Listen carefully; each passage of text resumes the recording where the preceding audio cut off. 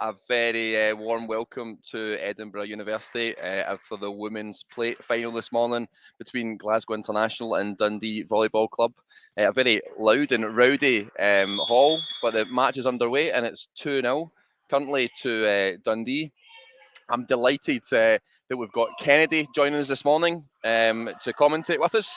Still away from the FIVB duties that she's been doing in Volleyball World recently, and just back from a successful beach trip over to Portugal. So she'll be joining us just shortly to commentate in this match. But in the meantime, you've got me and my insights into the game.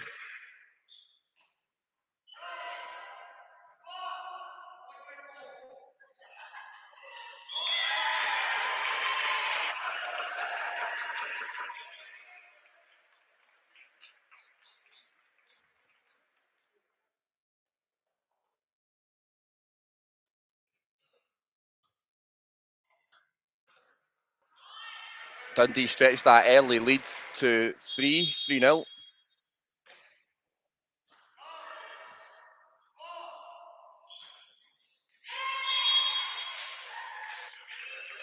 And just across there,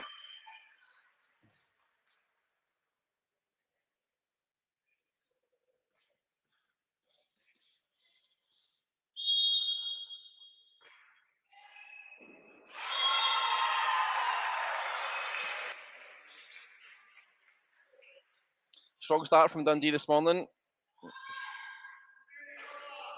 4-0. John scrimmage on the sideline, seems quite happy there. Deep service, good start service run. Strong block at the net, they've kept up. Good scramble. Cross court, Sarah just dragged it down shortly, and Glasgow International get on at the scoreboards. It's 1-4.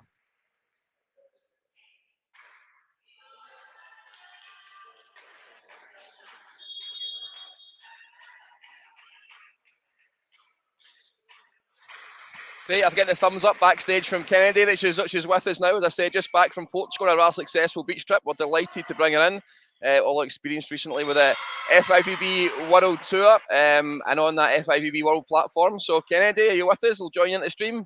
Morning, Kennedy. Kennedy, I think you're still muted on the screen. If you just pop that mute off, we'll hear you hopefully. Hi Blair, how are you today? Yeah, I'm great, thanks. Thanks again for joining us, Kennedy. You've joined us. It's 5-1, a really strong start to the game from Dundee. Glasgow International just not started as well as they'd like to have done.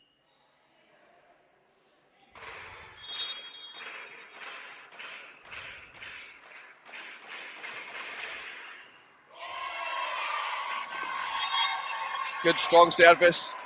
Glasgow International coming back into the game. A slightly slow start, but now 3-5. Kennedy, what do you think of the hall? Looking at the Tariflex in the arena?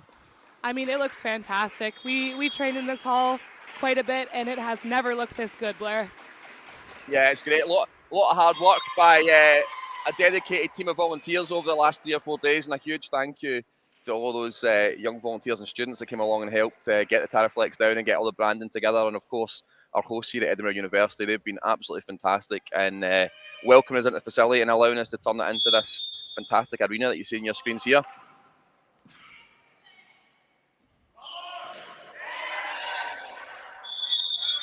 So it scores 6-3. Unfortunately, one of the players down with a slight injury concern there.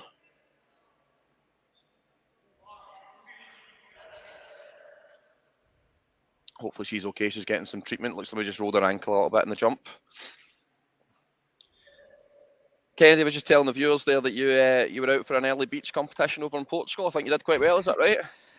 Yes, got lucky enough to bring home the gold, and coming back from that to this amazing tournament is a very exciting weekend. Yeah, nice. It's just at that kind of period of time where the indoor game's starting to finish, and then at the beach season's starting to kick off. I suppose that's the beauty of our sport, that you've got that all year round coverage.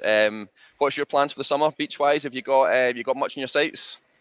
Yeah, my partner and I are going to look at doing some UKBT tour stuff. There's a lot more venues in Scotland this year than what we're used to, so it should be really exciting. Not have to travel so much, which should be great, and we get to showcase the beautiful beaches of Scotland. Yeah, definitely. Hopefully we get some beautiful weather to go with those beautiful beaches as well. It's a 50-50 toss-up. You never know. You liking the net cam view? We got some popular feedback yesterday. The net cam. I think a few of the players are wanting to put in some challenge cards. I'm saying we're not quite here yet, but hopefully we'll get there soon. Oh, the net cam view is great. It's such a good angle, and it's not an angle that you usually get to see. I mean, that's kind of your ref's point of view, right? So it's really great to see volleyball from that angle, see why the refs are making the decisions that they are. It's really interesting for the viewers at home. I think it's great. Yeah, definitely. Totally agree. And how have you found your kind of throw onto Volleyball World TV? That obviously came off the back of your qualifiers, and you got that chance to go and commentate in some world-class volleyball. Oh, I mean, an amazing opportunity. I still have to pinch myself because I just can't believe it's truly happening. But incredible to watch such high-level players at this sport, and just so much fun to do. Yeah, brilliant. Unfortunately, it looks like Nicola from Dundee's not going to be able to continue. Looks like she's rolled her ankle a bit. So there's that fourth substitution there. Number 5, Katie Stewart, coming on to replace her, as we'll bring the mainstream back on for you. And hopefully we can get back to some volleyball. Score is 6-3 to Dundee, with service currently with Dundee.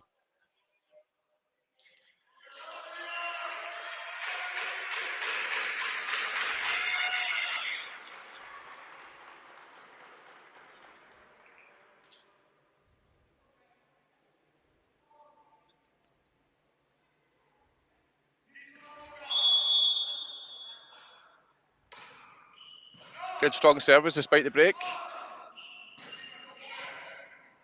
Good backcourt cover there as well, gone very wide, but she managed to keep it in. Big cap from the back of the court. And a free ball over. Big long run up. No touch in the net. And it's Dundee's point, 7-3. How important those early stages, Kennedy, in a match like this, where it's maybe the first time playing the Tara FX, first time playing in a live stream, first time playing with quite a partisan crowd in, just to try and settle the players' nerves? Is that quite an important spell, the first section of the match? Oh, absolutely. I think you'll see as the game progresses, these players are going to really settle into their normal style. Probably playing with some nerves right now, as we just saw there. That's a ball that wouldn't usually drop, but there's definitely some nerves going on. And I think just as they settle, we're going to see some really quality volleyball from these women. Yeah, I suppose there's an element of trying to just work each other out. I know these teams have played each other before, so they'll know some of the strengths and some of the weaknesses. As that serve just floats out the back to make it 4-8. Glasgow International to serve in the first set. It's an interesting setup, too. We usually play in this gym kind of situated the other way around, so it's going to be tough for these players to call balls in and out, especially on serves like that.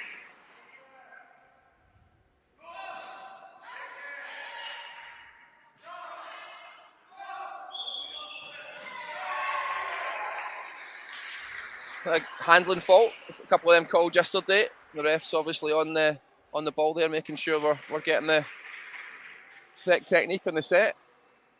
Takes it 9-4 Dundee to serve first set. There's Andy joining us, Kennedy, somebody you'll know well. Last time you were probably commentating for Scottish Volleyball was with him over at Portobello Beach. That is correct, yeah, the Commonwealth qualifiers, and that was an awesome experience with Andy. Quite a cute little touch over the net there. No jump, just a little volley over. Missed the block and dropped in to take it to 5-9 in the early stage of this first set. 5-9. Lots of movement in that serve. Saw the gap in the line, went for across the ball, just didn't catch it. Out it goes, and then it's now 6-9. First set.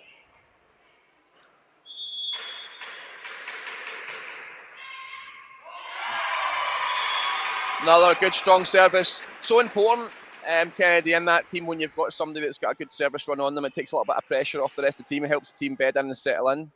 I think that's 3 or 4 in the bounce now. Yeah, and Laurie, I mean, from this angle, I'm just behind the server. There's so much movement on this serve. It is so hard to pass. And Dundee will have to work to get this back.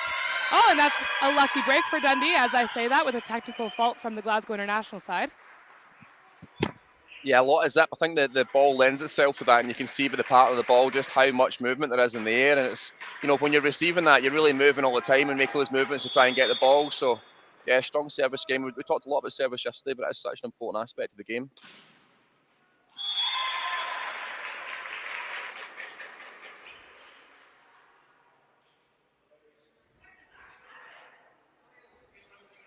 Still really close, not much in it here. 8-10, not seen any really long rallies yet. Probably, as we talked about a little bit, some of the nerves just settling in, just getting yourself ready. And it's in games like this, you want your big players to step up to the mark and really take a hold of the game.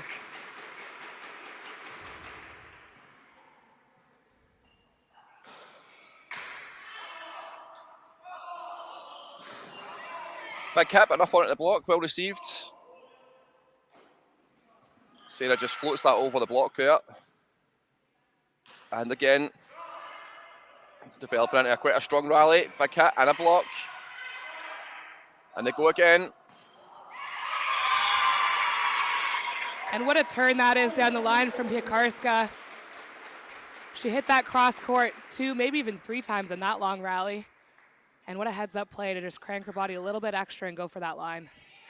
Yep, she saw the gap, she moved it. You say twisted body, got the hand in the right position. Really vocal crowd in here this morning. Glasgow International well supported. With them looking to draw level, currently 9-10.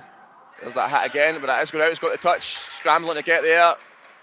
And scorer's table on the way, which takes it to 10 each. 10 each in the first set. I think that injury's maybe just rattled Dundee a little bit. Their pre-game plans, unfortunately, have lost one of their more experienced players. They're just taking a little bit of time to bed back in again. They've lost that early lead, and it's now 10-all.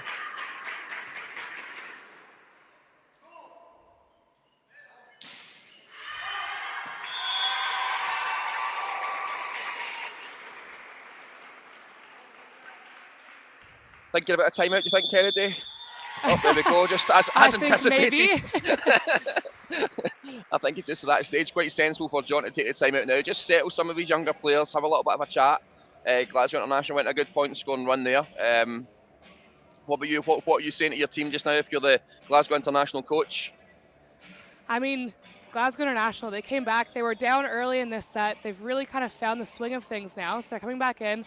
I think the most important part now is just play their game, try not to worry about what's going on the other side of the tape, and just do what they've been doing because they have come back very well in this first set so far. Yep. I think unfortunate timing for that Dundee injury. It's always tough when you're not ready to sub in the first few points of a set to get right back into that game, but we'll see what they can do. Yeah, I mean, Dundee came out of the blocks really firing, and I think on an early 4-point leads, but as I say, that's now, for the first time in the match, Glasgow International going ahead, 11-10. Again, strong service from the international player.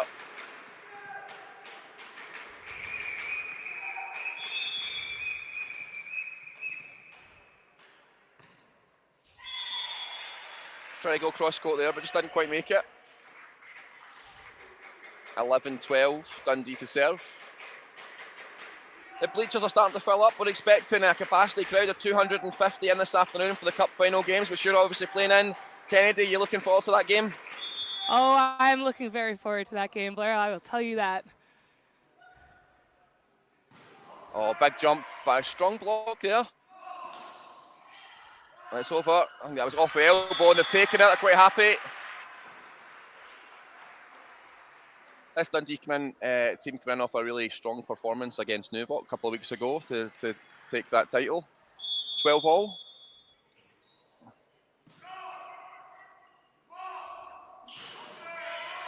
That's definitely their preferred method of attack out there.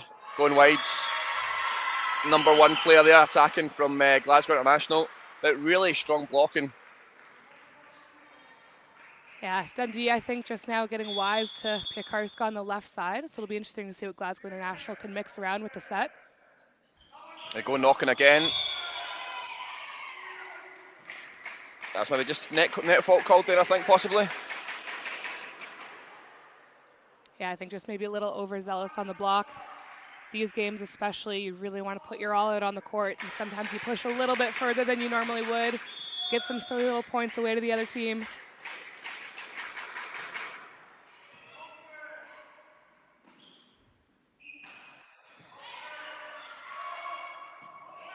A good scramble and well over.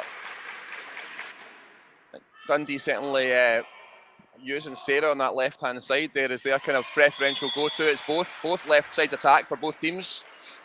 Still kind of find themselves out, and it's all level again. I think it's 13-all with Dundee to serve.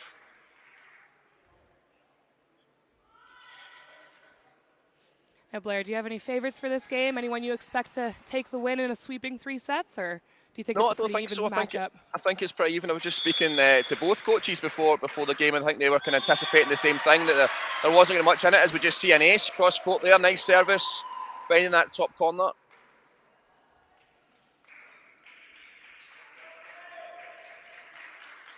But you can never tell in a game like this. Cup finals are always hard to predict. Some teams turn up, some teams don't. Some players will turn up and some don't. So at the moment, it's very even. It's all to play for. Well, they score 15-13 in the first set to Dundee. Another two-touch handling fault called there. Gives Dundee that slender advantage now, building up into a 3-point lead. My heart does go out to middles. It's so hard sometimes to be stuck there and have to take the set when you are definitely a hitting specialist. But so far, Glasgow International is doing quite a good job of it until that point. Yes, that good service run from Emma. Clarkson comes to an end. It's 14-16. And Martina is definitely the leader of that Glasgow International crew, and certainly I think has a big fan base in the audience. Sets up the serve. Big jump serve, but well received. And she's straight back in. Big hit and a good block.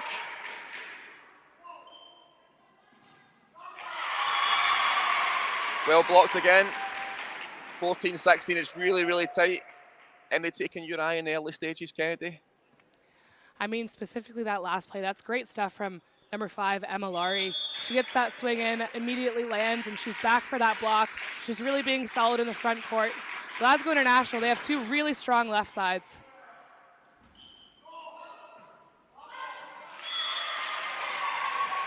A sensible play at the net there, just showing it's not always about power. Sometimes a little bit of accuracy, finding that space on the other side of the net. Takes the point for Dundee.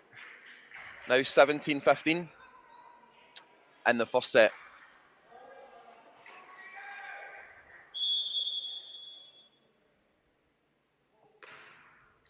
Nice service right in the middle, well received.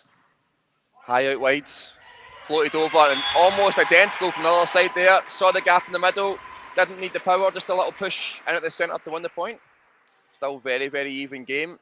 16-17, Glasgow International to serve.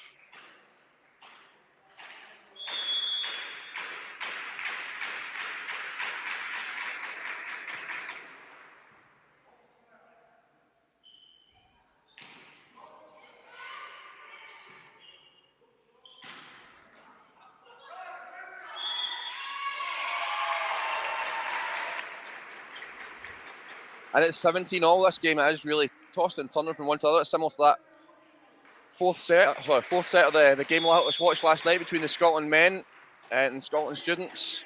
Really going point for point. Nothing in it.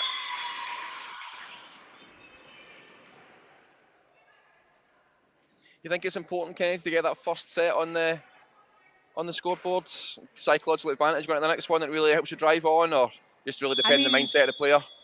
Yeah, definitely. I mean, me as a player, I really love getting that first set. I think it just kind of puts you at ease for the second set. You've got a little bit more wiggle room to work with, and you're not so stressed. But we're just going to see Glasgow International going to a timeout now, as the score is 18-17 for Dundee. Yeah, I mean, I think a really sensible timeout there. You could see Dundee just starting to win a few, a couple of good services, and Glasgow International struggling to get that side out, a ball back over the net. But it still is only 18-17. So maybe just wanting a wee bit of a G. I can see the girls having a clap over there for the Glasgow International and getting themselves together. Back to go again, reset, put a bit of pressure on the Dundee server. Do you find that coming back on from a timeout sometimes if you're serving, it's a little bit extra pressure because you've had a bit of time to think about it, you're not in the rhythm? Definitely, and I mean, that's something that we're told in training is after that timeout, you get your first serve in the court. It is an easy point. Sometimes coaches just try and ice the good servers a little bit. So a smart timing timeout from head coach Pascali. We'll see how Dundee can come back from this one. That's a nice service. Bump set and just tried to just touch it over the net, but just not enough on it. So timeout's probably not really gone to the advantage the way they wanted, because that gives Dundee that 3-point cushion. Now 2017. And this is often a time of games that teams start to run away with it. So we will see if Glasgow International can keep their head about themselves and get back in this first set. Big Cat takes a touch, goes out. 21-17 as you predicted there, Kennedy. It's starting to put a bit of daylight between Dundee and Glasgow International. Big smile on John's face at the side. He looks quite happy. Dundee's coach. Another strong service. Big hit down the line, but with one hand block there from the number 6 from Dundee. Middle hit. Doesn't get it, hits the net. 22-17. Really good service run here from the Dundee number 3, who's Hannah Laurie.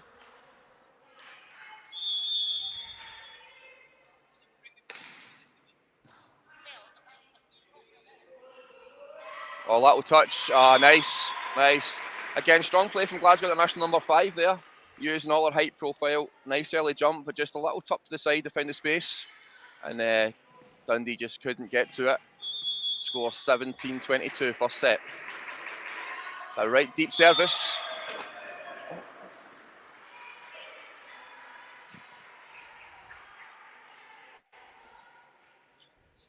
So deep it landed at my feet. Getting that ball back there. I did the ball boy out a job. It's the first time he's been trying to get a ball the whole time. He was looking quite disappointed when I picked it up, so I thought I'd throw it to him. A big thanks to Nuvok for providing the ball people for today's plate finals and cup finals. Great to see some juniors involved.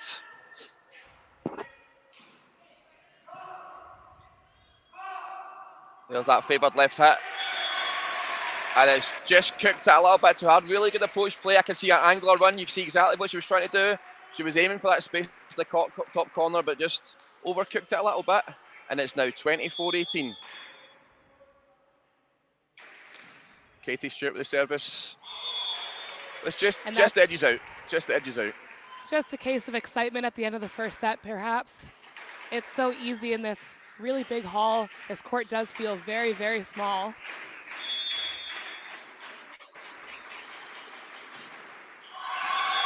Oh, not what you want for your match point, or set point down, sorry. 25-19, first set to Dundee.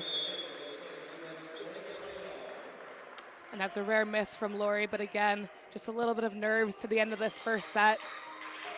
But we did see from the beginning, I mean, I don't know in your opinion, Blair, but the first few points were definitely a little bit hectic for both teams, but I think they're starting to calm down. They're really starting to get comfortable in this venue. Yeah, it's exactly what you talked about. It's that ability for the teams to settle down a little bit and understand their roles within the game again, like get nerves out the road and start doing the things they've been practicing and training to do all season. So the second set should be interesting. I don't think there's much in it between the two teams. I think the second set could go either way. Dundee service game was pretty strong, to be fair. There wasn't too many errors on their service, and that has made a difference over the course. And just that last little stretch, they were pretty much point to point by 17 until you pointed out that that's usually when teams can sometimes stretch away, and that's exactly what they did. Now, Blair, in your opinion, as a coach, these teams you mentioned have played each other before. Do you alter your play to play against a specific team, or do you think it's better to just play your own game and do what you guys do best? Yeah, it's a really interesting one. I think that probably comes down to your coaching philosophy, Kennedy. I think if you've got confidence in your own ability and confidence in your own players, and you've got a structure and a system that works well for you, then I'm a big believer in working and going to your own strengths rather than trying to adapt your game to others. But I understand completely. I just see there is Volley Bears getting a red card from Albert because he's running the pitch with some flags. I think he's trying to land some planes, but loving his moves. No, totally agree. It's a really interesting point. I don't know about yourself, Kennedy. Do you, when you're involved, without giving away any tactics for your game later on today, is it something you look at? Will you try and avoid particular players, or will you try and use your tactics depending on who you're playing? I mean, I definitely prefer just kind of focusing on our side of the court. I think, like you said, being comfortable in your own strengths and trusting that your talent and hard work will show through. But again, it's exactly like you said, it all depends on the coaching philosophy. So it will be interesting to see what all the teams today do. We do have some really great games lined up, so if you guys are around, would recommend tuning in. If you have tickets, get down here because it is starting to fill up and it's going to be a fantastic day of volleyball. Yeah, it's looking forward to it. Those bleachers are going to be full. We're delighted to have or welcome 250 people into the hall, and I'm sure a lot more watching on YouTube, Facebook, and Twitter at home and around the world. In fact, if you're watching from somewhere out with Scotland, we'd love to hear from you. You can get involved by just popping a comment onto the screen, and we'll give you a shout out, or give us a shout out for your favourite player or what player you'd like to be interviewed at the end of the match. As we go into this second set, Dundee winning the first set. Speaking of comments, Blair, we have one from Andy Fleming. Is that the legend that is Brian McDougall as the second ref? Where is it? There we go. Nice. I'm glad Andy's spending his Saturday morning watching volleyball. Good to hear it, Andy. Well done. Never change. Oh, what about this comment from YouTube? I'm loving this. Wait. Jennifer's got a daughter on both sides. Split loyalties. Well, at least somebody's winning in the family tonight. No, well, Jennifer, I hope you're enjoying the match. Thanks for joining it. And good luck to both your daughters.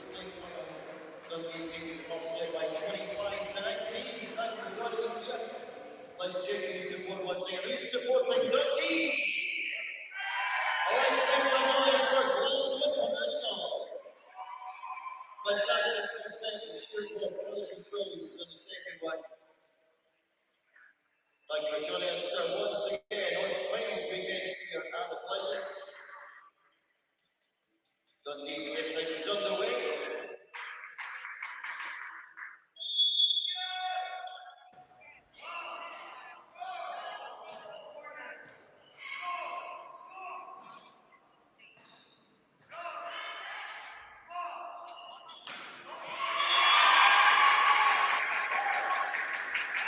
There's that big early hit, left sides.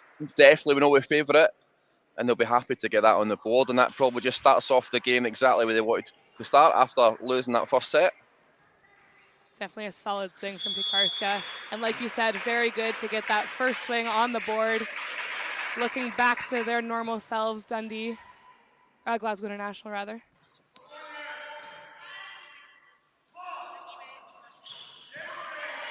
Yeah, they didn't lead too many times in that last game, Glasgow International. The momentum probably at the start was with Dundee, and they'll be keen to try and get a little bit of lead and maybe a couple of points in that gap just to try and work their way through. As I say that, as Dundee draw level, one each.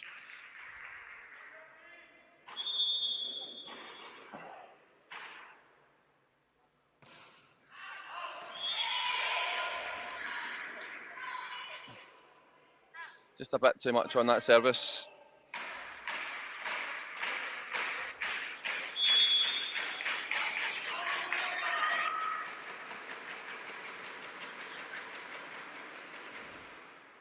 There's that strong crowd presence for Glasgow International. Piekarska specifically has a lot of people in the stands cheering for her. And they were happy with that result. Different player, same location. Left side attack, cross court. Dundee got a hand on it, but just not strong enough because of a big hit from the international number 5. With international leading 3-1 on service, second set.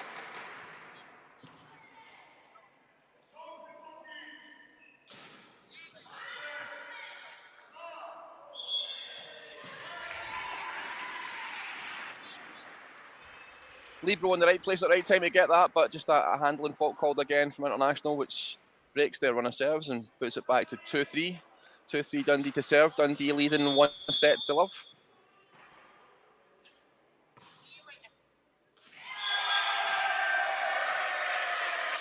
International call out, but the judge calls in. Referee's quite happy that it's in. So it's 3 each in the second set.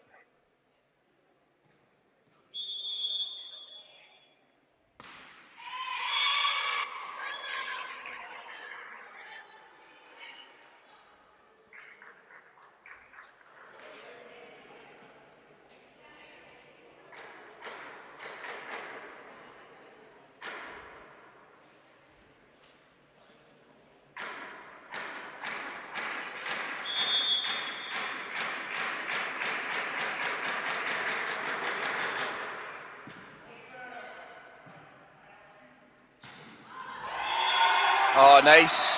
Well celebrated there as well from both the Dundee bench and the coach, right down that line. I think it actually caught both the white lines at the junction at the end there. We're quite happy with the placement of that.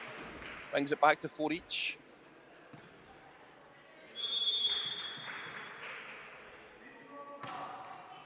Big deep service, but it looks just a bit too much on it.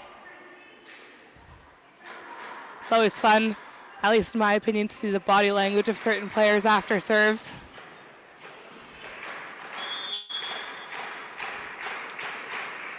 It's just that ability not to hold on to a mistake, though, Kennedy. It's really important. You'll know yourself. You know, if you have a bad shot, or even your teammate has a bad shot, it's trying to put it to bed straight away, so you're straight at the next point. There's no place to kind of wallow when you're playing volleyball, because it's such a quick game to get back into it. What a scramble! Definitely. What a rally!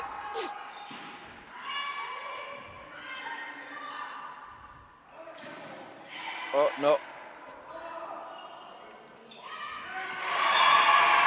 They take the point.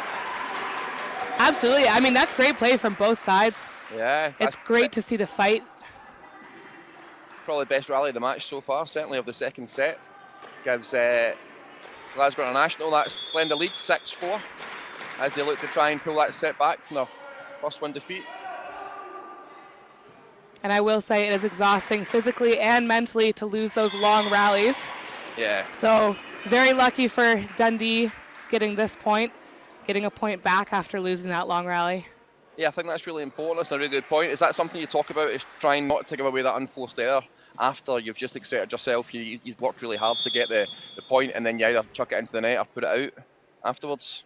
Oh, and it is certainly heartbreaking to do that. You feel bad for yourself, bad for your team, all the emotions.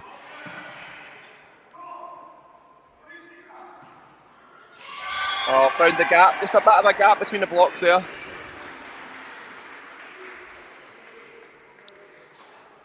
That is the substitute, Stewart, who came on for the injured Dundee captain. Sometimes it's good, though, to just mix up the players a little bit. The timing of the block was just caught on the way down.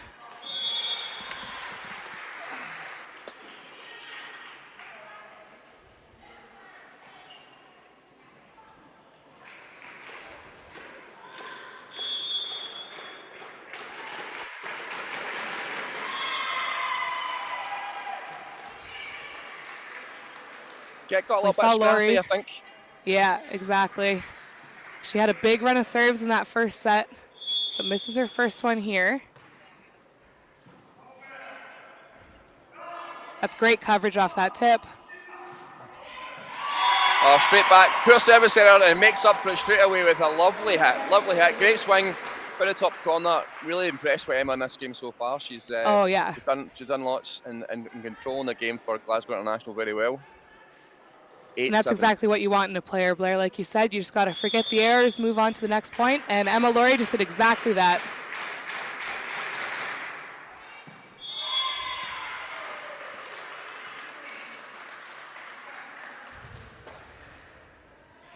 Do you feel there's much difference from playing the Taraflex floor, Kennedy? You know, when you're moving from, you know, normal gym hall or a sprung wooden floor into Taraflex, does it give you much difference when you're on your feet and your movement? You know, it's definitely different. I'm not sure if it's real or if it's more of a mental game. They do say with volleyball, 50% mental, 50% in your head, and that is so true. Yeah. It's definitely interesting, too. We're not used to the color difference between the court and the outside. We usually just play with lines, so a different look for sure. And you were saying earlier on that you feel as if the court almost looks smaller because of that. You're noticing a few services going out the back there as Glasgow International sneak that through. 9-all. Still a lot to play for in this game. Pretty much going point for point.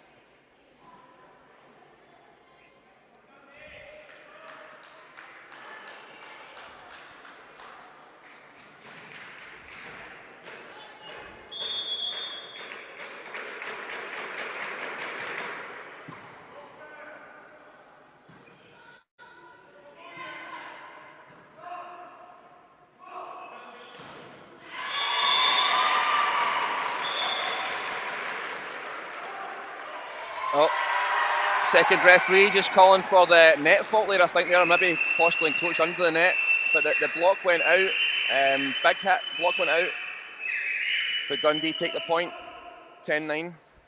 Yeah, definitely well left by the Glasgow International defensive unit, but as you said, second referee did call that net fault, so it ends up being Dundee's serve. And a quality serve at that. A lot of movement in that ball, Kennedy. A lot of swing, a lot of movement. Yeah, big time. I mean, we both have a view kind of lengthwise across the court for those of you at home that can't see where we're stationed. So, I mean, this serve has so much float on it. Oh, great stuff.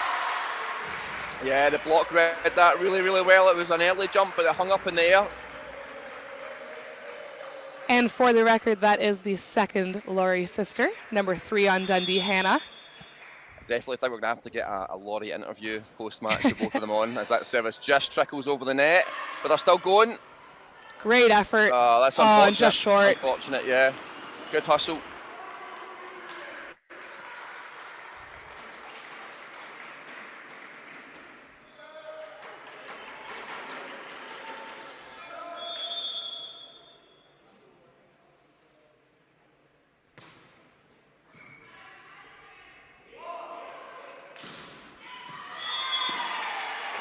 That makes it 14-9.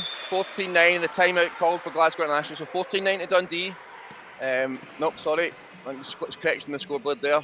It's gone to 13-9, so a 4-point lead. Tactical time, I think, maybe just to try and stop that rock kicking in a little bit from the Glasgow International coach. Looks very calm, very collected, trying to get his point across. I think that more smiles on the Dundee side as you can expect. Yeah, and it's really frustrating for Glasgow International right now because all the pieces are there. It's just sort of that last swing over the net that's sometimes out or into the tape. So it's really hard to fix that when it's just that last piece of the puzzle that you're missing. But I think you're right. This was a really good time to call a timeout. You don't want Dundee to run away with it in the middle of the second set. Yep, Sarah's had a real strong service one here.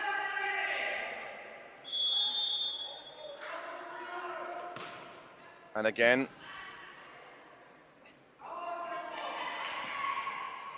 well read.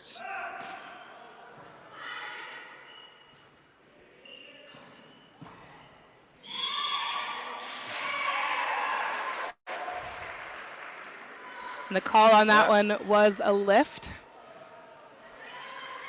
For those of you maybe new to the sport, cannot open palm move the ball, yeah. Yeah, it's just kind of moving in the opposite direction and just kind of put her hands onto it.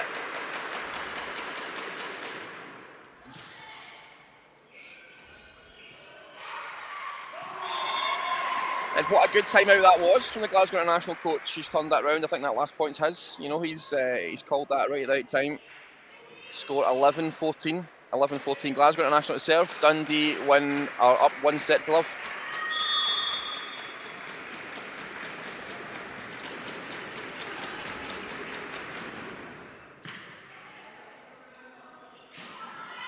Good strong block. Doubled up there well in the centre of the court. And that momentum just swung a little bit towards Glasgow International here. 12-14, trying to claw it back.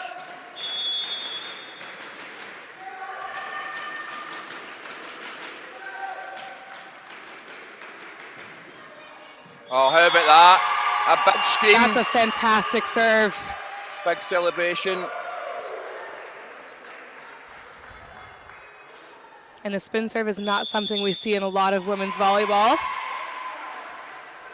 I think that's perhaps a very smart timeout call for Dundee. Yeah, you could definitely feel a bit of momentum getting built there from the Glasgow International students, Glasgow International players that were really starting to pull that together. They're still just 1 point behind, 13-14 in the second set.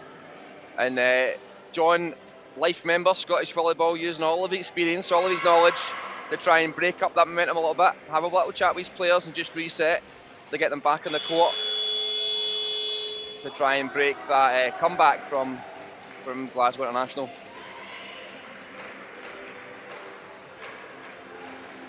And we can see even in the language of the team, Glasgow International right back on the court. They are raring to go. Definitely some excitement in this serving streak. Yeah, they're 2 inches taller coming back on the court there. You can see that. They're looking as if they're up for it. Another big service. Well received. Wides, big hit, the block, they take it out. And again, I think I give credit to the coach there. We talked about that. It was a really good timeout, just what they needed. And it maintains Dundee's 2-point advantage, 15-13.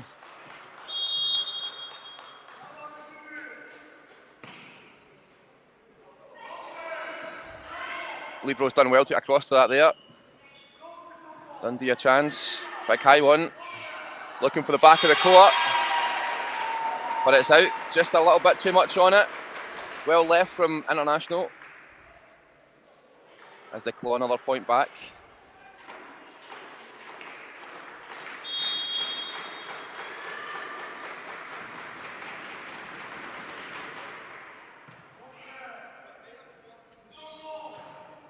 Oh, nice hit. Nice hit, good angle on that. Just that important at that point, Kennedy, to kind of twist their body round from when they're going so wide. They're curving that arch and that run to hit it, and they're managing to get their body around with the hitting from the left side with the right arm. I think it's really important getting that body position in the right place.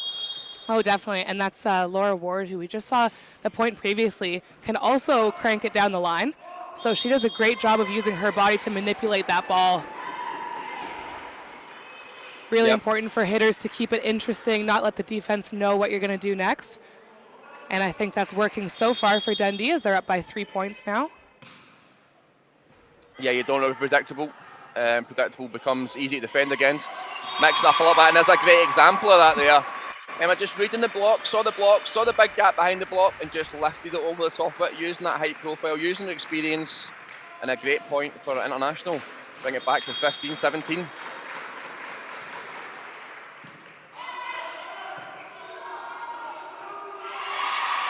Just slightly misread there. 16-17. This one's going to go to the wire. This is the point in the last set where the Dundee started to peel away a little bit. I wonder if Glasgow International can do the same in this set to draw it 1 each.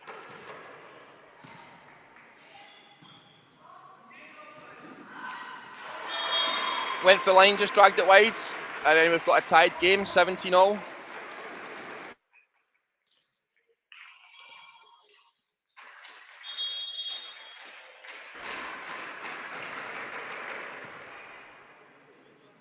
Romana with a good strong service there, and a nice block at the net.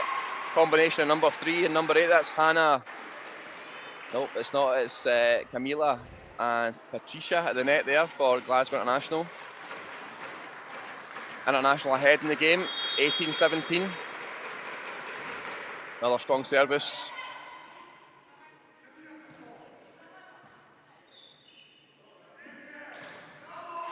Well, there we go. Nice shot set in the middle there. That's a great spot from Trot as well to hit that cross court. Glasgow International celebrate that timeout called by John from Dundee. That's always a sign of where it's going. They feel as if he's called that timeout because they're on a winning streak, which they certainly are. It's 19-17. This game's turned around in the last couple of minutes and had a really good service run there from Glasgow International. They'll be looking to keep going after this timeout. And I mean, we can see they took about 10 seconds. There's not a lot that you can say as a coach when everything is working well for you. So they're ready to go on court before the buzzer even sounds. Yeah, they didn't even want to stop, do they? They just want to get straight back in it and keep going where they're going and riding that wave.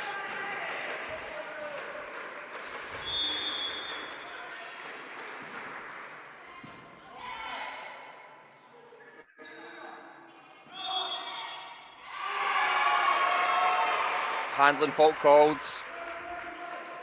20-17.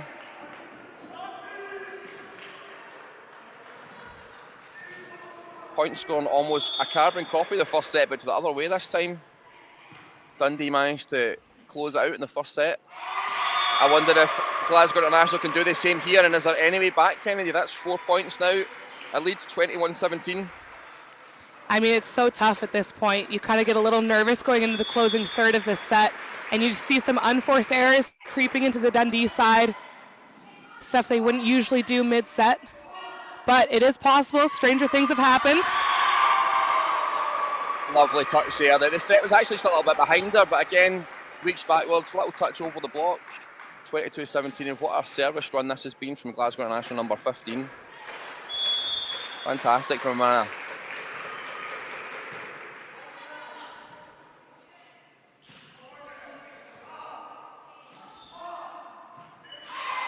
Just overcooked that a little bit. Yeah, Trout just getting a little bit underneath that one. Yep, still a 4-point advantage. You've got to think that the Glasgow International have got enough in them to see this set out. I mean, it's Dundee definitely will be nice looking to for a have strong service run. a little bit of leeway. And we're going to see a sub from Dundee. Yeah. I think that's number 10 coming on, is that right? Can I see that right? Through the net? Yeah, number 10, that's Christine Shand coming onto court. Difficult time to introduce.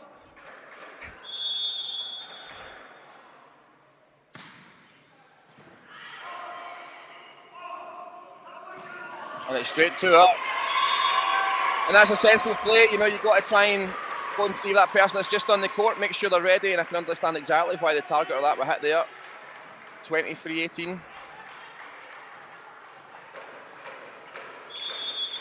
All smiles on this side of the court.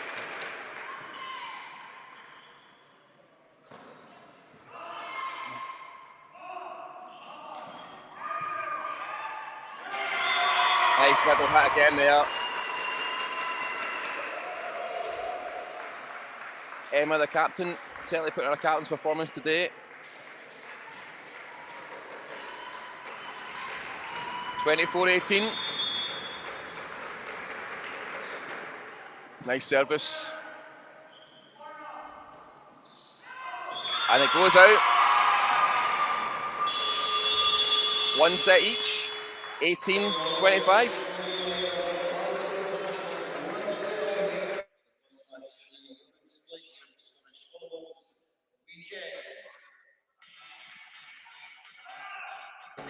Now, Blair, as you said, we pretty much experienced the same set, just opposite from first set to second set. What do you think changed for the Glasgow International side that they managed to sweep that through at the end? Yeah, it's the $1,000,000 question. It's one that coaches regularly pull their hair out over, isn't it? You know, they've done nothing different. They play the game and just, I think, more dropped for them. They had a really strong service run there. It must have been 8 or 9. I wish I'd taken the count of it, but 8 or 9 serves in a row that's won in the game, as far as I'm concerned. Or winning the set, sorry. And I think, Dundee will be kind of scratching their heads a little bit, wondering where did it go wrong from them. But it's all to play for, one set each. You would think momentum would be with Glasgow International after winning that match, but it all comes down to a strong start. I think it's interesting to see that in the first set, Dundee had a strong start and a little bit of a lead, and then again in the second set, International had a strong start and then built up a little bit of lead, and they both went on to win the set. So if I was a betting man, I'd be looking to say who's got the stronger start here and who can go and close it out. But third set's so vitally important. Yeah, definitely, especially when you're tied 1-1. I mean, we're right neck and neck. It's now essentially just a volleyball game, but best out of 3. So it's definitely going to be key for these teams to come out strong in this third set. Dundee, we will remind you, their captain injured very early on in the first set, so they have that mental hurdle to get over as well in this third set. Yeah, and what's your advice then? If you're John and you're speaking to your Dundee players there, how you gene them up? Are you telling them to forget the last set and thinking this is a fresh, or are you giving them some tactical points to think where you've maybe lost some points in that last one where you can defend a little bit better? Yeah, I think Dundee just falling victim to some serving runs from Glasgow International, as you were saying, and they just really have to get their focus back in this game. I think if they can take it back to basics, just bring it back to what they know, they can have a successful third set. Yeah, no, it's a great all to play for. It'll be interesting to see who you're thinking, who you're backing for the third set.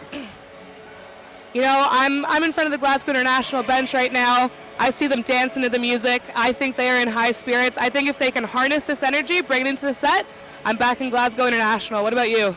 Yeah, I think I would agree with you. I think looking at the players, the Glasgow International team certainly seem up for it. They've got over the disappointment of the first set, and they're flying high at the moment. So let's see how it starts.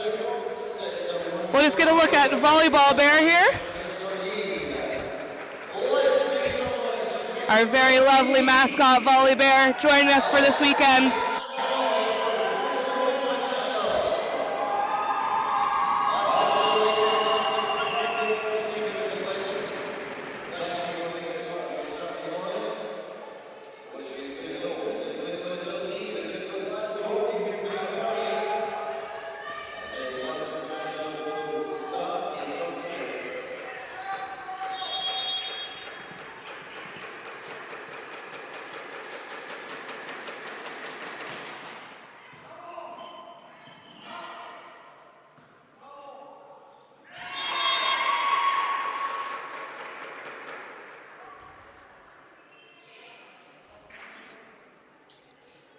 first point away at Glasgow International. And they'll be hoping to extend that service run that they had at the end of the second set. What a wicked serve that was. Lots of movement right at the advertising boards, but we get it over. Great hustle from Dundee.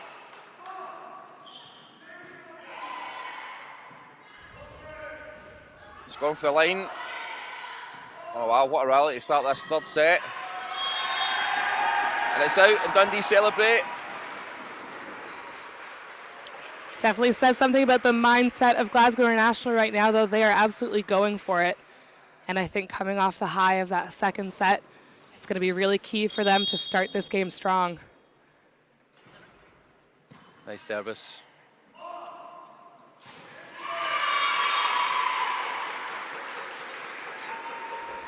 That position there, Kennedy, where you've got one block and we know how attack-minded Glasgow International are on the left-hand side. Is that somewhere you'd usually be looking to expect two blockers to get to the net to try and give you a little bit extra coverage? I mean, definitely as a coach, you'd hope to get two blocks up on that. It's really hard to as a single blocker. You really want to kind of drift with the ball, but it's so important to just go up and down with it. Try and get a solid touch instead of getting wiped off, as what we just saw. Yep. 3-1 Glasgow International, third set, 1-1 all.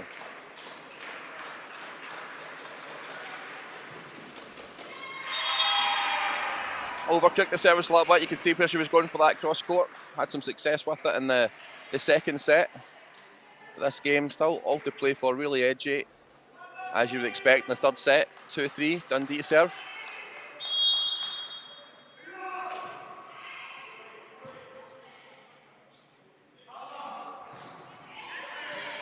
So the block, but well covered.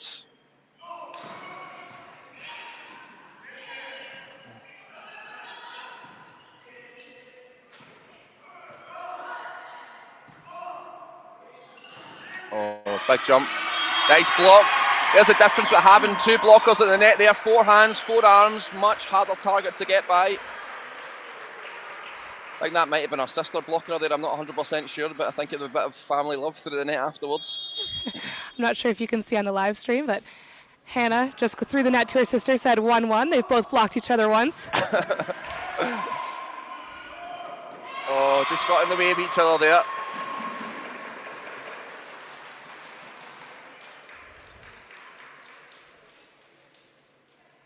(4-3) Glasgow International to serve.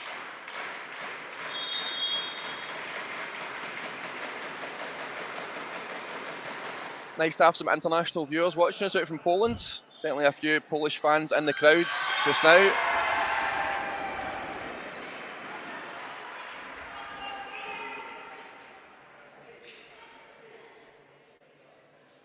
Game tied at 4-all in the third set. 1-1 all. Lovely service.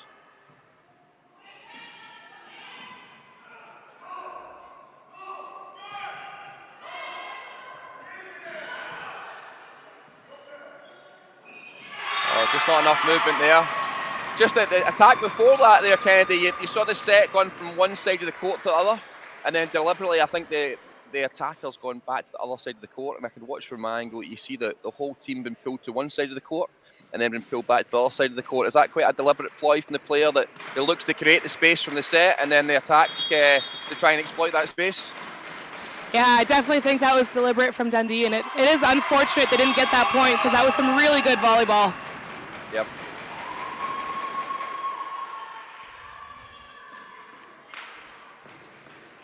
A little bit of chat in the court there, Dundee.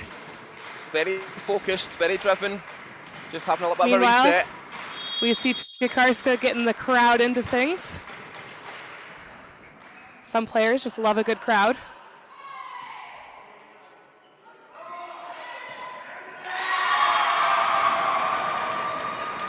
No blocking that one. Nice, strong jump, big swing. Not sure anyone expected that back set from Trott. That was really quality to that left side. Again, a middle taking that second ball, but she does a great job of it.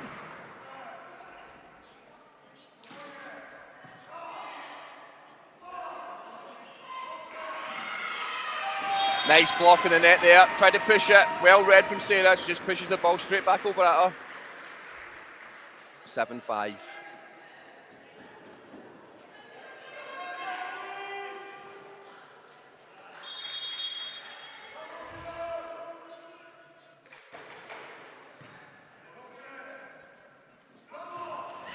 There's the big hit. Exactly where she wanted to be. Getting lots of success through that. I mean, that was just textbook volleyball. Gorgeous pass right to the setter. Beautiful hands and just launches it wide to Laurie, and she just finds that space. That was excellent.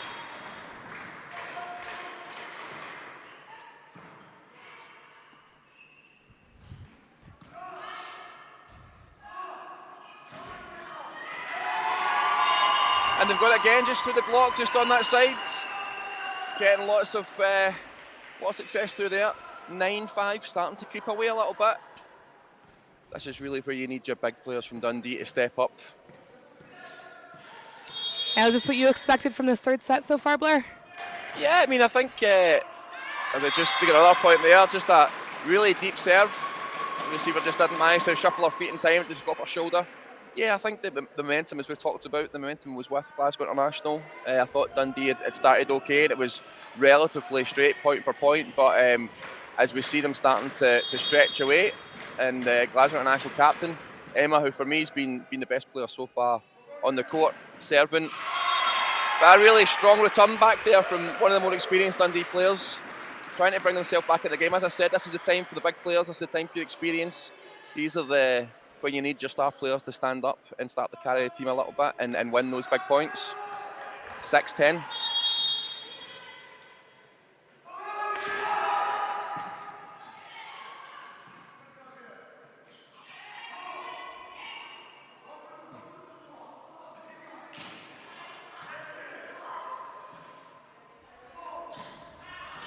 Just dragged that a little bit wide. I think that could have been a big point. Dundee serving. That's gone back to a 5-point lead for International. 11-6. 11-6 in the third set.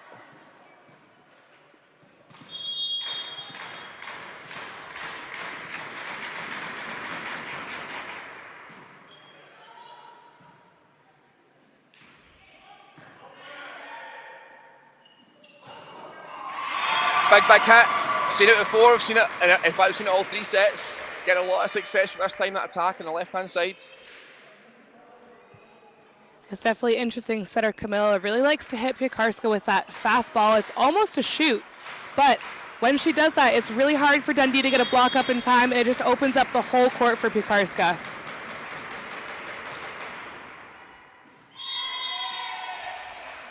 Well left, just out. There's certainly a bit of look of worry, and some of the Dundee players there as they left it, I thought they thought it was just going to drop in, but no, it's out the court. And it's 7-12. Dundee were really looking to get a bit of a running service now.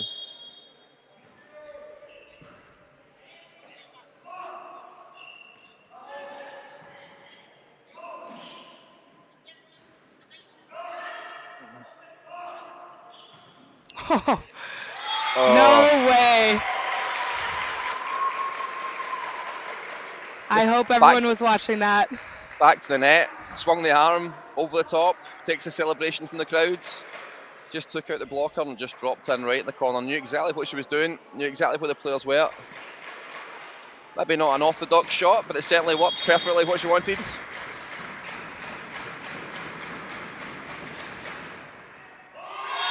Big service, lot of movement, body not behind it, arms sticking out, just took the arms out the court. I think if I was Dundee, I'd be thinking maybe a little bit of a timeout now. I think I need to reset my players. 14-7 before this set kind of sneaks away from them.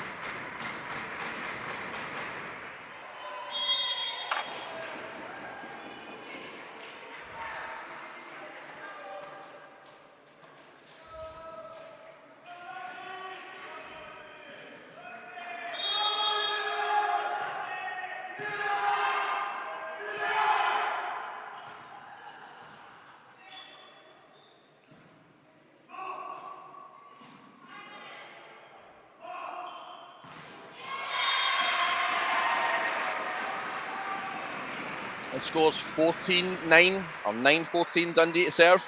One set all. As you join us here in the Pleasance Sports Centre at Edinburgh University for the women's plate final. Delighted to be back inside the Pleasance for the first time for a number of years. Good to have the volleyball family back together, and they're treating us to a fantastic game here.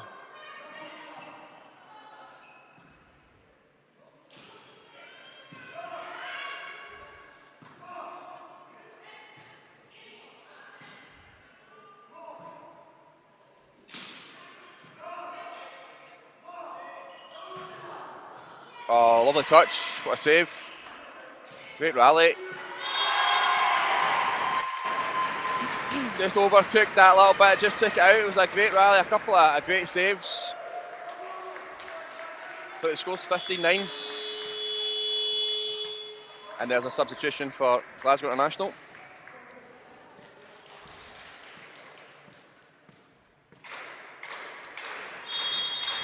That's 13, Coyne taking the court. Oh, vicious serve. Big jump. Lots of dip, lots of movement. 16-9. There's that timeout we talked about. Yep. Couldn't have said it better myself, Blair. This is good timing, I think, for Dundee to just kind of take a breath, take a little recap of what's happening and see what they can do to change things. Yeah, they haven't really been siding out very well. Their attacking shots haven't really been that forceful.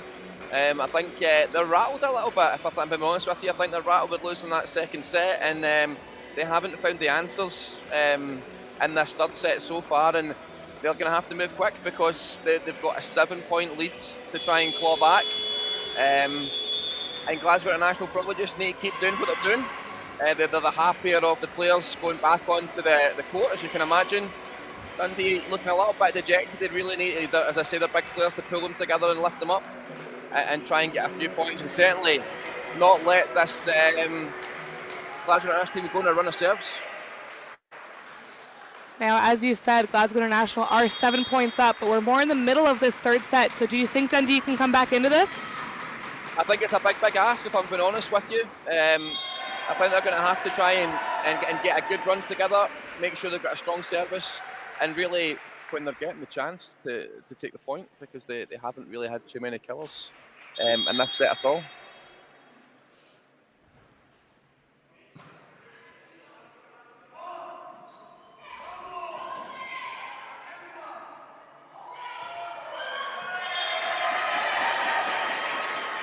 There's another bit of family rivalry again, I think, at the net. That might be 2 each now. I'm sure mum's keeping count at home.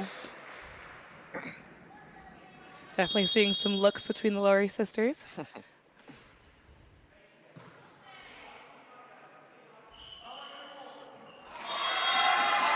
Dundee putting together a little bit of run. Kudos to their team manager, John Scrimminger, whose timeout seems to have worked so far.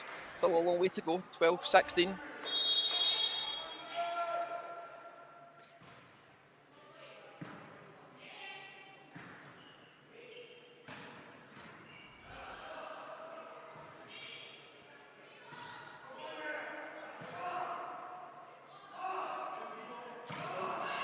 Oh, look at that.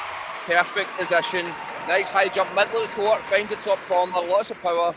Nobody anywhere near it.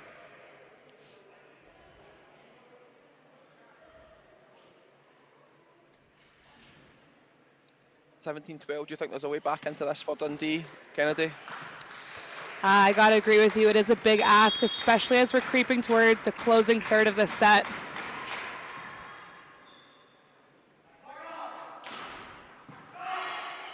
To be fair to Dundee, they are still swinging. They're still going for it, so there is a chance. Well, that's just overcooked, but she's done well to get that over. Looking for the block as well. Got a touch on it. Took a little bit of sting off the ball. Back set. Nice rally. Just looking for that angle, and there she is. Oh, lovely touch. Good work. Can they kill? Oh, just unfortunately a good scramble. Again, intelligent volleyball.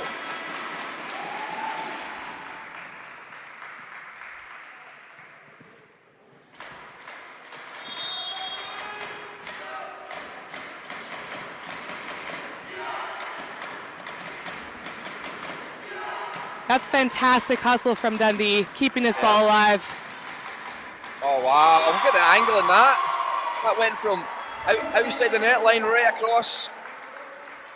I mean, you truly cannot get more cross court. 19-12 now, Glasgow International, third set, 1 set all, 19-12.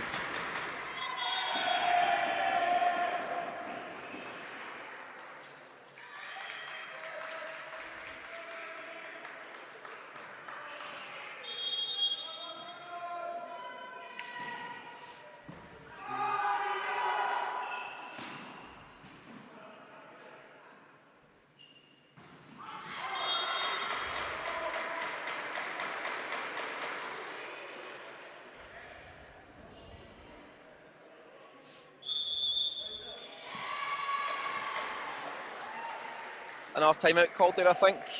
Kennedy, is that right? Yeah, Dundee calling this timeout. And when you're the coach of this Dundee team, what do you say to your players just now, Blair? I think it is that like reset. We think don't be too tight. I think when you're chasing a game, you've got a tendency to be too tight and try and play the game within yourself, and that just presents opportunities to the opposing team. And I think for me, it's certainly my philosophy with to go at it full, give it everything you've got, and then try and call yourself back in it, and just take it 1 point at a time, because that's all you can do. Definitely. I think at a certain point, you got to start focusing on momentum. Might not matter to win the set, but if you can at least put up a really good fight, make Glasgow International a little bit nervous to the end of the set at least, you can go into that fourth set with some more fervor in your play.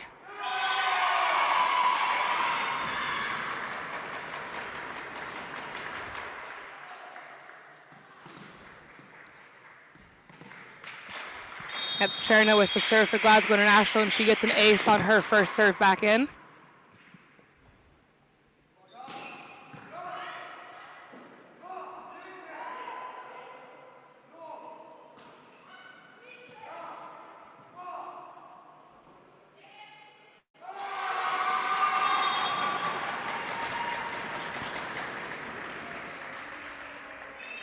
(22-13). I think this set might just be beyond Dundee now. You don't want to get that defeatist mindset in that you're thinking all of a sudden of the fourth set. Got to concentrate, as I said, 1 point at a time.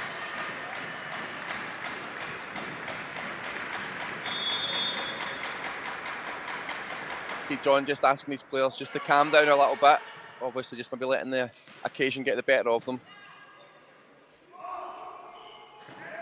Oh, another big hit. Fantastic. Getting so much success down that side. Mixing up between number 1 and number 5 from Glasgow International.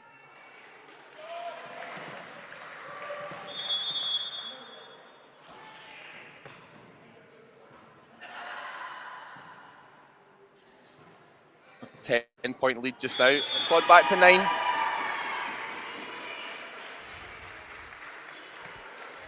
(14-23).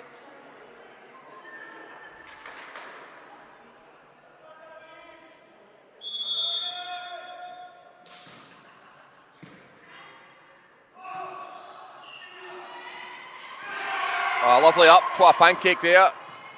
Celebrated before the point was over. Goes for the big cross-court hit. Just over Cooks this time, just out. Nope, sorry. It was out. So it looks like Glasgow International thinking that hit was in, but the call does go Dundee's way. And some surprise looks on Glasgow International faces.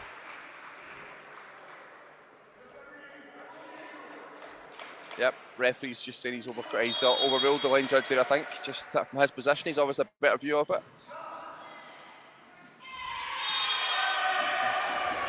That temporary respite for Dundee. It's 3 in a row. Should I be looking, I just add to that, 16-23. 1 set all. Nice service.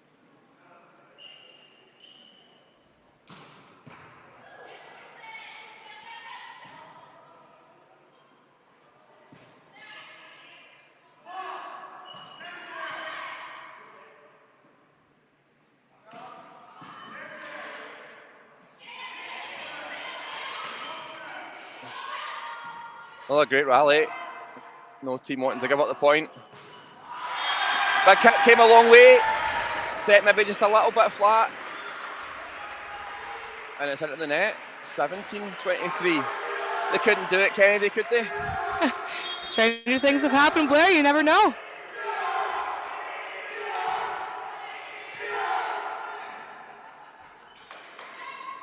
Oh, look at that for a touch. All the control in the world there. Just pushed it round the side of the block. Saw the space. And it's 24-17 set point.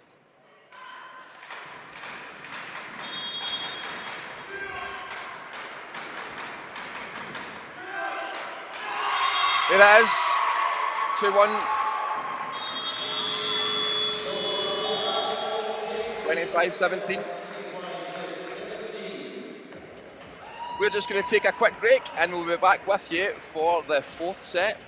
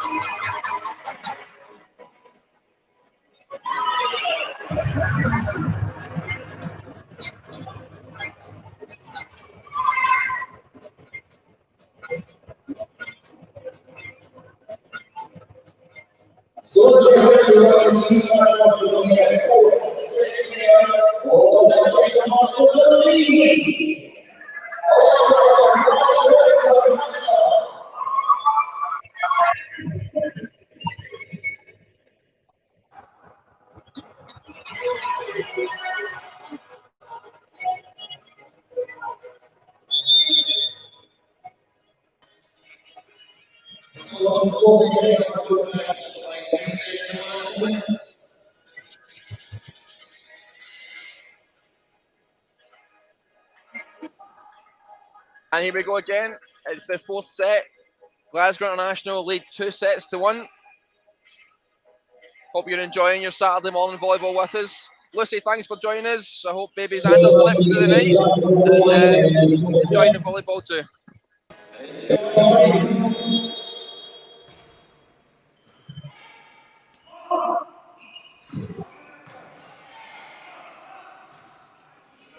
Dundee will be looking for a strong start here. Kind of chased that full last set, but probably chased the last two sets. Good hustle from them, but they didn't manage it over. And first blood goes to Glasgow International. Now, Glasgow International definitely keeping that momentum into this set. What do you expect to see from them early on in these stages? Yeah, I think more of the same, more of that left-hand attacking, more use of their two attacking players, so number 5, number 1, both scored a lot of points throughout the match. I can imagine they'll be looking at exact same they've done for the last two games, two sets. Oh. As they take the early lead, 2-0. Have you noticed anything different with the Dundee team? Have they set themselves up differently at all, Kennedy, from what you can see? Or are they just looking to try and nullify the threat? Yeah, I think definitely they've got to work on their side out this set. We have some players that have been pinched out of side out that are passing this set, so hopefully they will make a positive difference to this Dundee side. So you join us just now. It's 1-2 Dundee to serve, fourth set, and it's 2-1 for Glasgow International.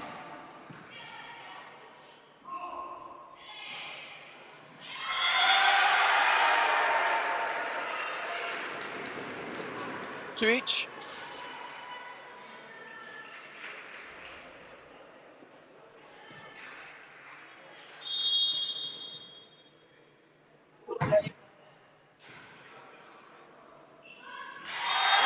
A nice experienced touch at the net there. Saw the gap, straight back over on one. That's great stuff from Ward. It's so easy when you're right at the net to just put it straight back down, but she manipulated her hands and pushed it to her left, and that was the perfect placement.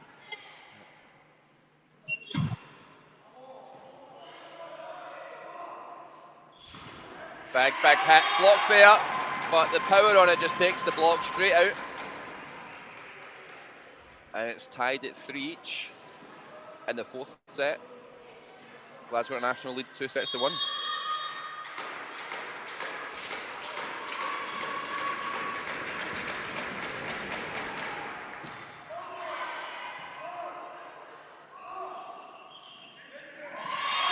Lovely disguise there. You know, I think everybody thought she was shaping up for a big hit. She saw the gap and just lifted it over the top. Great hang time as well. Up in the air and hanging there tight. Yeah, nice stuff from Laurie. She's got the height. She can also jump, which is sometimes not the case. So she's doing some fantastic work through that left side just now. Yeah, definitely. As the two boys come in beside me here, just getting ready for the next game, which we're going to bring you live straight after this one.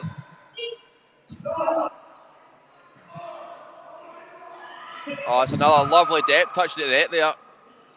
Good hustle from Dundee, nice hit. The point, big celebration from Dundee. They'll take a lot of credit from that. Look to move forwards. You're quite vocal on the court, Kennedy. Do you like to celebrate a win? I have been known to be a little vocal on the court, yes. All positive stuff, surely. Of course, of course.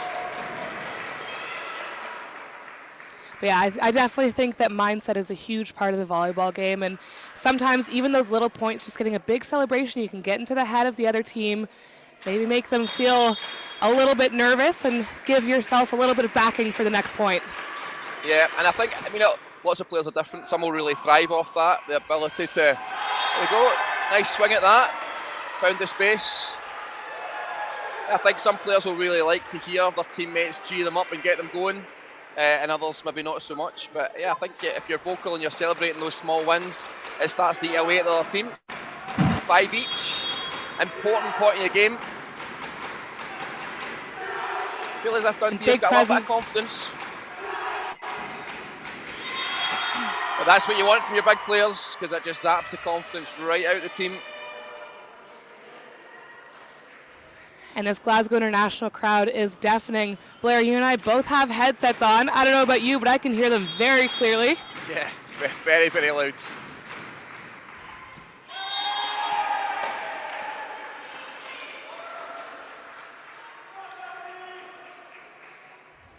Score 6-all.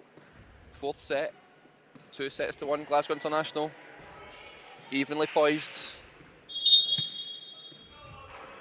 Server just taking her time, composing herself.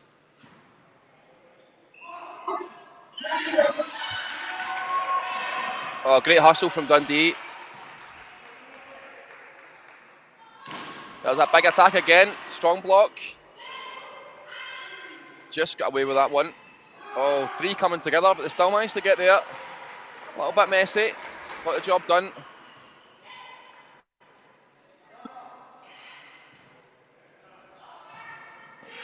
Possibly one of the longest rallies of the match so far. But can she finish with a big hit? Line judge calls in. John's not happy.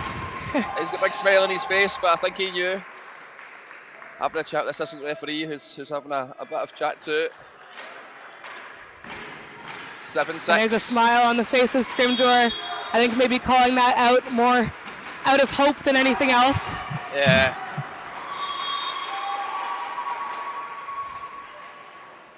Nice big deep service there. I think it was probably going out, but the speed on it, the pace on it just didn't give a chance for the Dundee player to step out the road. Hit off her chest, and yeah, 8-6, Glasgow International.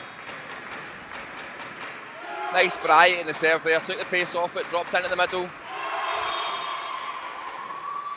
And again, talking about big players, big points in the game. I did say earlier on I thought Dundee were coming back into it, but a great killer cross-court spike and then 2 strong serves, and all of a sudden they've got a 3-point advantage. Net touch. And it's 10-6 to Glasgow International as they look to try and push out and win this 4th set in the match. And obviously John sensed that there from his timeout call for Dundee. Heads were a little bit down after that call, a little bit frustrated. It's all smiles and high fives over the Glasgow International side, a lot more serious over at Dundee. They know they're in a fight here to keep this game going. Yeah, definitely frustrating to be Dundee right now. It's so hard when you have a really good start like they had in this 4th set. You're up by a few points, you're starting to feel good, but Glasgow International injecting themselves right back into this set, and they're now up by 4 points. They have some room to work with as well. So what do you think, Blair, Dundee have to do to get back into this set? Yeah, as I said earlier on, I'm a big fan of just taking it 1 point at a time. I think they need to side out from this one because it's one of their stronger servers and start to look to attack and win those attacking moments.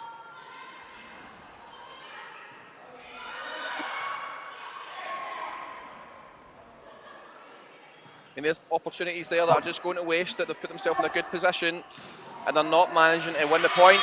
And what happens is Glasgow International win the point, and that's why they'll win the game. They're taking their chances, they're taking their opportunities. Yeah, they're definitely going for it just now. And as we've said before, sometimes it is easier when you have a set under your belt or you're ahead by a few points to just kind of swing with reckless abandon, and it often helps win those big points. That's at 6 points in the trot from the service here, and all came from that big swing, big cross-court hit. It's really, really taken this game forward, and as I've said earlier on, it's games like this, you need your big players. Clearly she's the captain for a reason, she's carrying her team just now, and Dundee have got a lot of work to do if they want to try and put their name on the plate this season. A lot of swagger there, with deft touch, came across it.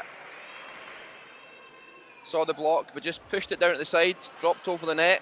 Score now 13-6. 13-6.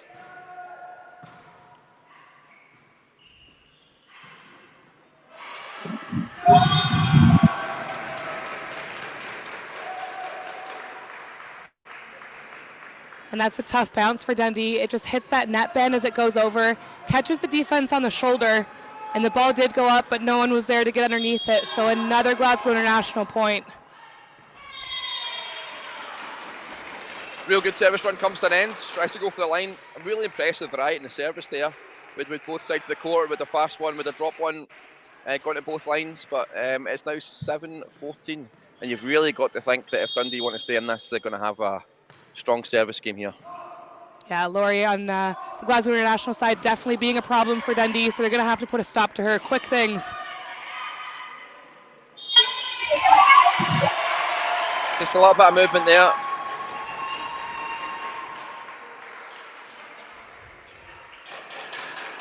Yeah, fair call on the double. Sometimes when you're pushed deep into the court like that, you want to put a lot behind that set to find that left side, and that's often when those technical errors start to creep in. Oh, she saw the space, huge space, and just floated it down there nice and easy.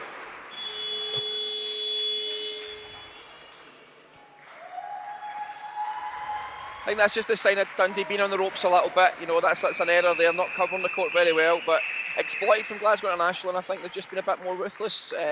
Certainly sets 2 and 3.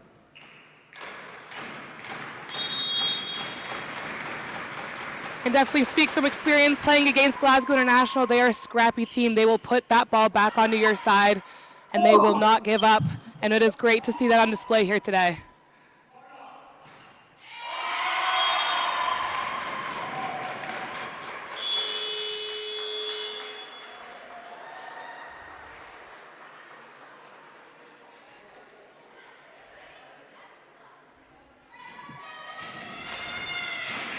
17-7 the score. Glasgow International lead 2-1.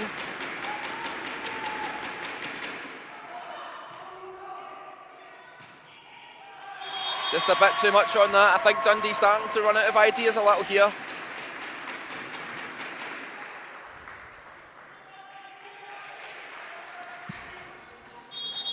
Some love and support for Dundee on our comment section, but they do have a lot of work to do to get back into this. Nice to see them get involved. Yeah, thanks for watching at home. And thanks for getting involved in our stream. I hope you're enjoying the coverage here from the Pleasant Sports Centre in Edinburgh of the Women's Plate 2022. We're all delighted to be back with some indoor volleyball on our showpiece event. Thanks for joining us, Denise.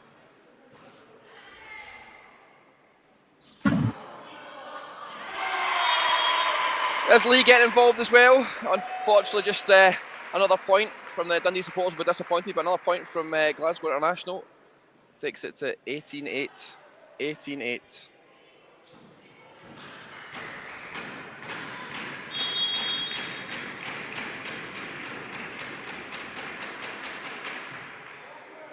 Oh, touched the roof there. And another big service. 28. And it looks like the first silverware of the Cup Finals weekend is going back to the West.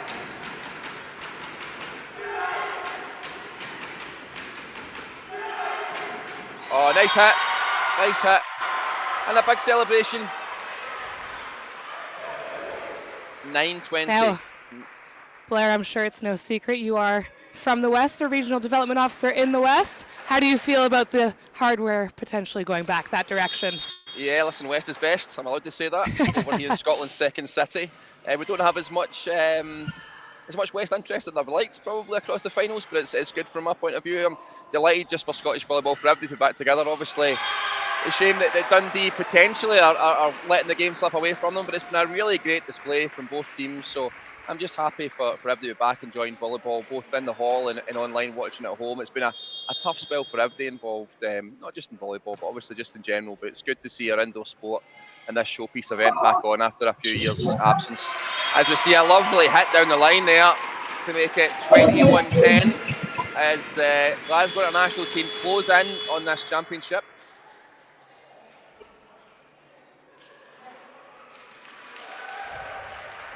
A quick substitution for Dundee. That's Khalil taking the court now.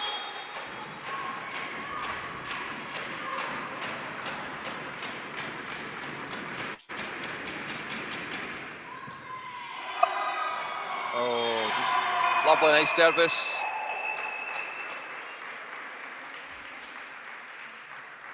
And as I say, Blair, we are lengthwise on his court, so we can see the movement of these serves really well. And Piekarska constantly serving from the right, but the whip on this spin serve is immense. Yeah, big jump, lots of spin in the ball and right across the court. And there's another example, a big celebration from the team. Fans are loving it in the stands. I think these Glasgow girls might be in for a wee celebratory day after this. 23-10.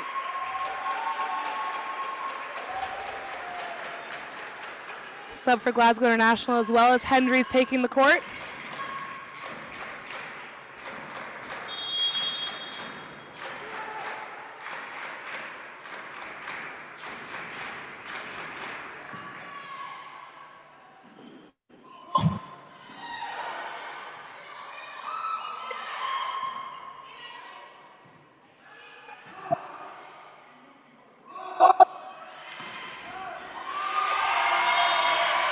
Big swing.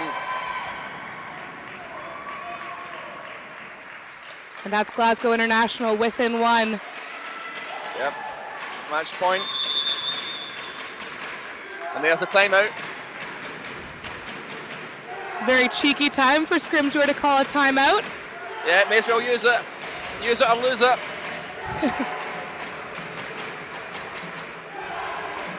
Now, Blair, how would you describe the stands right now for those of us that can't see it?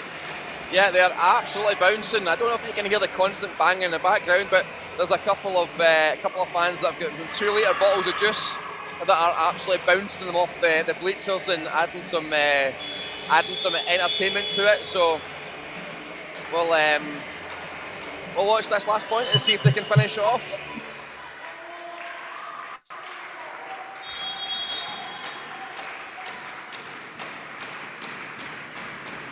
Big jump serve, over it goes, and that's going out, and there you have it. The girls run onto the court, they're absolutely delighted. It's a win for Glasgow International. 25-10, 3 sets to 1. A win for Glasgow International. Congratulations to them, congratulations to Dundee. Kennedy, what's your thoughts on the game? I mean, this was an incredible game. We were chatting at the start that this was going to be a really even matchup, and we saw some great stuff on both sides, but it's Glasgow International that come away with it, and they've really shown their strength in this 4th set. Yeah, definitely. Hey, Kennedy, I'll leave you with it to summarise. I'm going to go and try and get some post-match reaction from the players. Fantastic stuff.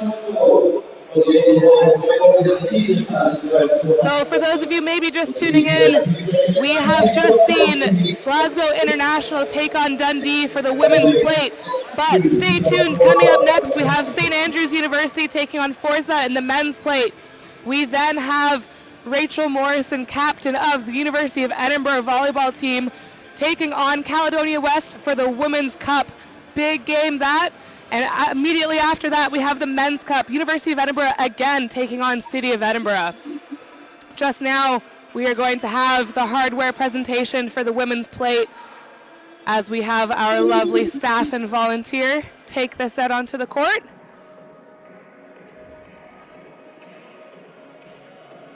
Lots of energy coming from the Glasgow International side. They are certainly all smiles. A lot of congratulations to GI in the chat. Really nice to see the support in Scottish volleyball. As Blair was saying, it's been a tough few years for indoor sport. Tough few years for everyone, to be fair. And we'll get a look at Volleyball Bear here with me in the commentary booth. Volley Bear enjoying the games so far this weekend, I hope. If you don't tune in for the volleyball, definitely tune in to see Volley Bear. Was hitting some incredible dance moves yesterday. Hopefully we'll be seeing more of that today, causing lots of havoc and fun on the court. I thought it was really good. I thought both teams played really well. And I think considering they've just won the second division and we've not got booted out of our first year in the first division, I think that was a really good match for. It takes a team to win. I think everybody played really well. Yeah, really humble all being up right, seeing your sisters on the other side of it. Yeah. Sister rivalry, yeah. Yeah, nice, well, we can go home happy. That's brilliant. Thank you very much. Congratulations. Thank you. The Glasgow International team, that is Emma Laurie, she put on a display today. Just incredible talent. Like she said, this is a team sport. Incredible talent from all players on both teams. So really great to see this showcase Scottish volleyball. These women should be very proud taking the plate home. And we are getting set up. We can see CEO of Scottish Volleyball, Margaret Ann, getting ready to give out the awards as the teams take the court.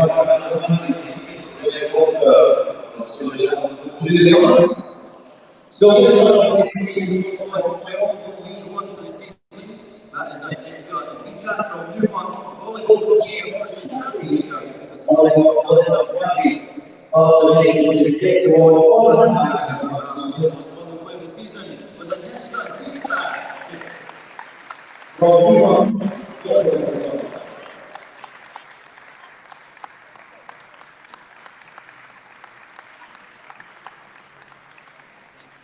And then we are to the volleyball player of this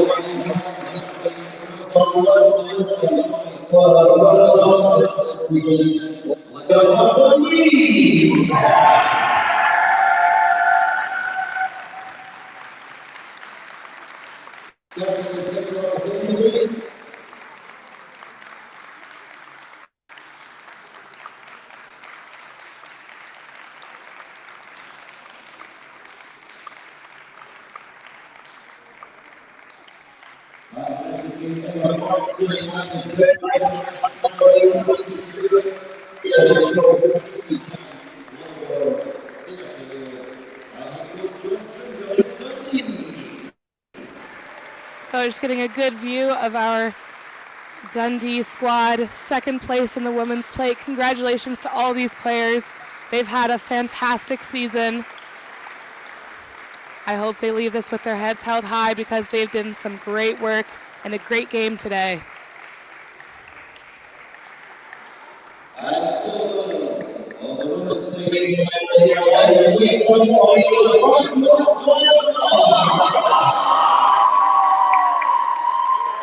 And lots of cheers for Glasgow International as they accept their plate. Captain Emma Laurie first.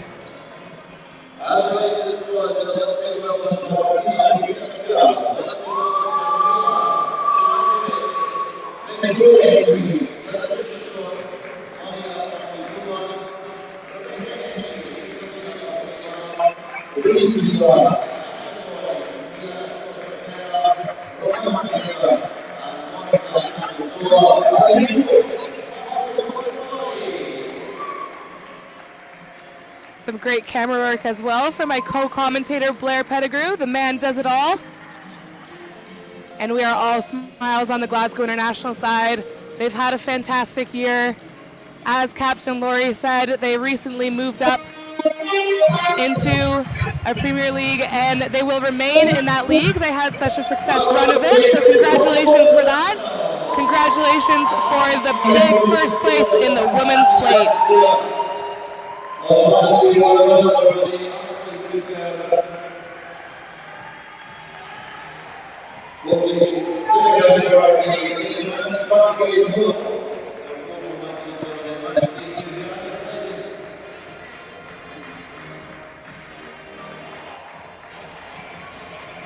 So we see Emma Laurie with the plate itself. Glasgow International getting their names on it this year. Funny enough, it was Dundee that had the plate to their name last competition. That last cup was in 2018 due to everything that's been going on. So good to see the plate back in action. The players obviously very happy. A nice photo with Volley Bear. And it will be a night of all smiles for Glasgow International.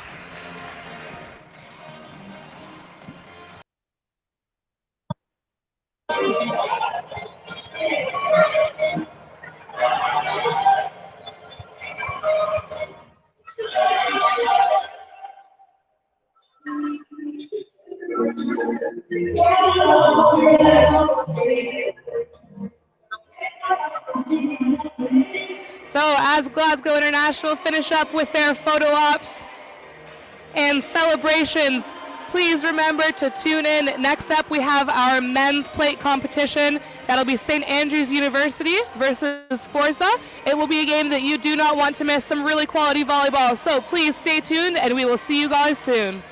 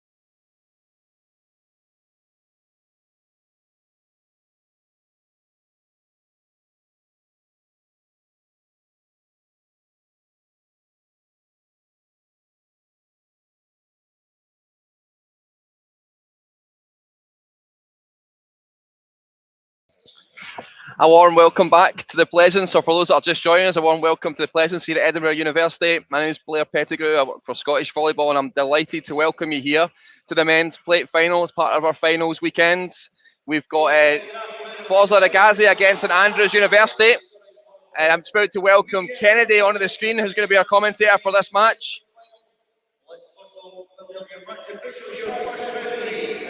Welcome back, Kennedy. Hi there, Blair. How are you? Yeah, all good. Looking forward to this. I think it'll be a really good game. I'll just watch the warm-up there as I walked around with the court cam, and two big teams, lots of power on the show, and I think this one could go all the way. Yeah, definitely a very, very strong team. Both sides are here ready to play. So if you are tuning in on the live stream, definitely an exciting one to watch. Yeah, we're kind of fighting with Wish in the background here who are doing the announcements as the teams just take onto the pitch. Forza are looking resplendent in their brand new Xeon kit. I know that just arrived yesterday. Looking really nice, loving the design of it. They've done a great job, as you would expect. So they're just coming onto the pitch. I think, height profile-wise, I think St Andrews are a little bit taller. There's not many small players in their team at all. I was kind of walking around and felt a bit small on this side of the court. So I wonder if that'll play into it. An experienced coaching pair, obviously, on the Forza side with Tommy and Jazz, but really experienced over here with St Andrews as well, with Jack and Colin Patterson, and I'll be really interested to see how this team line up against each other. Yeah, I'm very excited for this. As you can see now, the guys coming on the St Andrews side, a little bit more height, but what I find, especially with men, sometimes these guys that aren't the 6'5" guys just have incredible verticals. And so I will be not very surprised if this Forza team can definitely put some balls down today. Yeah, definitely. Height's not all that important if you can jump well, so it'll be interesting to see where we go as we just get under here. The crowd certainly on their toes and looking as if it's going to be a really noisy crowd. Yeah, we're definitely starting to fill up here at the Pleasance in Edinburgh, Scotland. If you guys have tickets to these games, do come on down because it is going to be some amazing volleyball on display.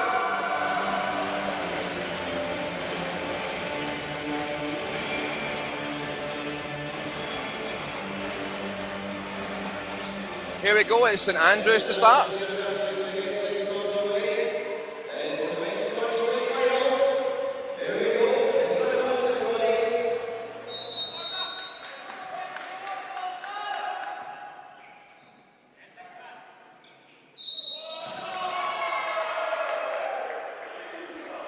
Early handling fault called there. Gives St Andrews the first point of the match. Number 13-7 for them. That's Finn Anderson.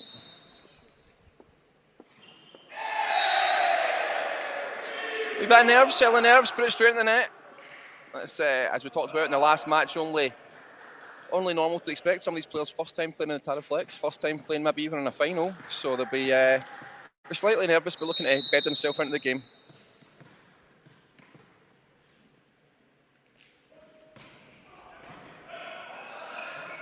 Oh, big up at the net there. Took that really, really well. A lot of movement in that service. Quite an interesting run up to it. Put a bit of curve onto it, a bit of movement.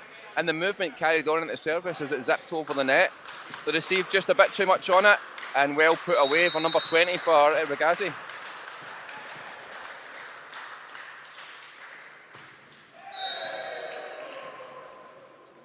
So score 2 each. Early impressions of the match, Kennedy? I think we're seeing a little bit of what we saw with the women's plate just before this game. Just players kind of getting the rust off, getting used to playing on this beautiful Taraflex court.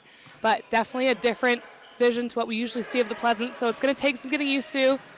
Going to take us some time for these guys to get their nerves out. But I think by the end we will be seeing some incredible volleyball. Already starting with quite the rally here. Big hit there. And he just followed up from a really good block as well. He's a really strong start to the game. Yeah, definitely. That's Nakvi on the Forza side, just finding that cross court.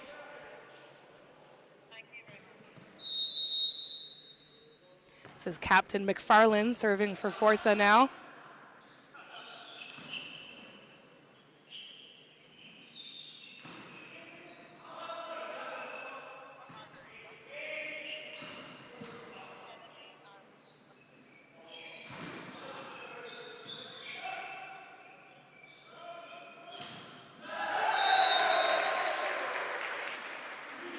lots of power and show, nice early exchanges, moving the ball from side to side, just kind of working where they are.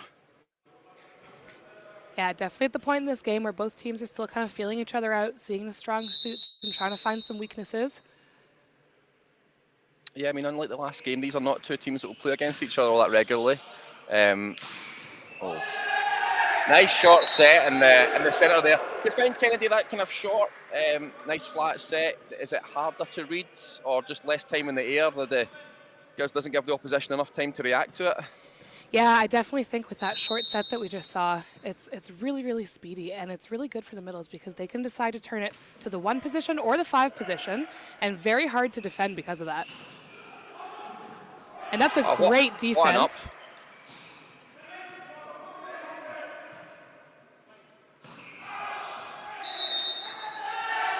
That was Victor with the pancake there. Saw him last night in the student select game. That went to 5 sets. I'm imagining his legs were quite tired. Pretty sure he played his part in that game. Oh yeah, that was an incredible game. Yeah, definitely a testament to the athleticism of some of these guys. Yep, the score 5-3 to Sue.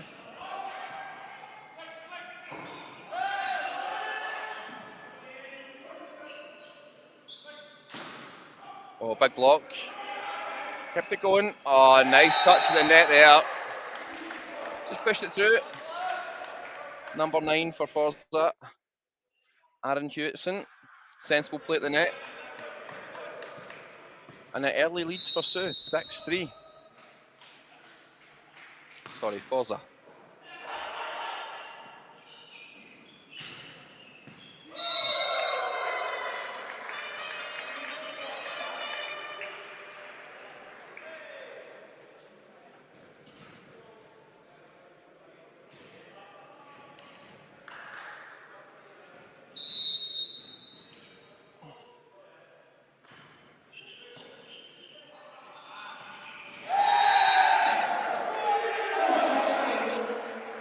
That was incredible. That's Aaron Hewitson for Forza, just coming down through that ball, linking up really well with the setter, and made that look so easy. But that timing, I can tell you, very difficult.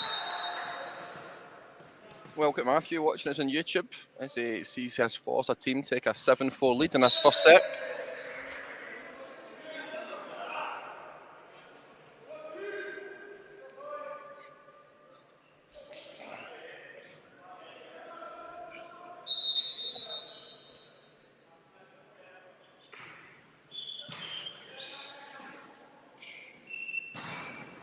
Big hit, big block, and it drops in.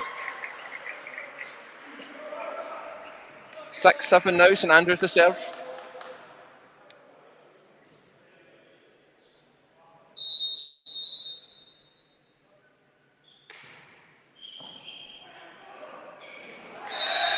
Oh, really nice little tip at the net there. He knew exactly what he was doing. Yeah, definitely some heads up stuff from the Forza setter. It's Archie Crawford, just seeing that open space and deciding to do a cheeky little volley over.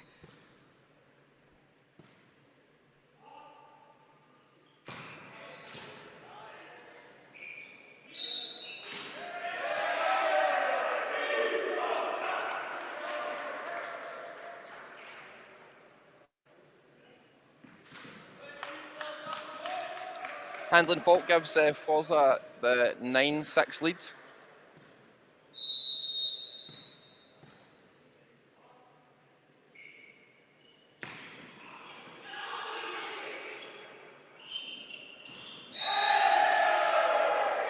Just didn't get the timing of that there. Received it well, popped it in the middle, set up, put it back to him, but just body in the wrong place.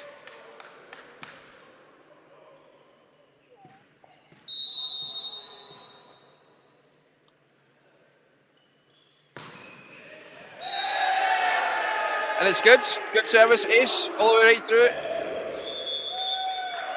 And the early timeout called. Well, that's an early lead for Forza, and I think that's probably some good timing from Jack McEwen calling this timeout for St Andrews just now. Just that little bit of stopping the momentum building there or trying to stop the momentum building for Forza. They've got an early 5-point leads. 6-11, I think it is. All the scoreboards have just gone blank, so I might have to correct myself if I'm wrong in a minute. Yeah, that feels about right. Yeah.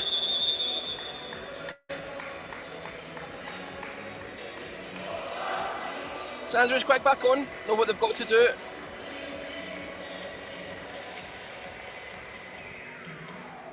Jazz out at the side of the court. Very menacing figure there, looking as if he making sure he wants the team to go to his game plan.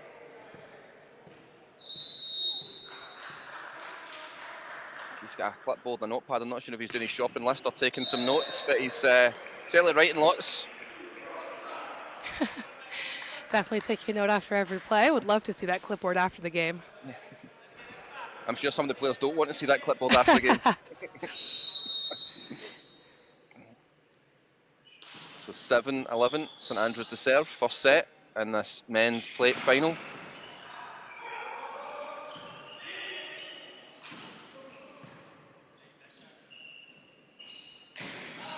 Oh, nice, big hit, lot of height, lot of power. Back set, saw the gap, took it well. Yeah, that was really gorgeous. Some great vision from the setter to set that 10 position and to swing through that back court and find that back left corner. That was just gorgeous. Yeah, hung well on the air, took it well. And it's definitely the West team that have just settled that little bit earlier in this game, and I think found their feet a little bit quicker as we see that set just been overhit and then off that 10-8 to give Forza a 12-7 lead.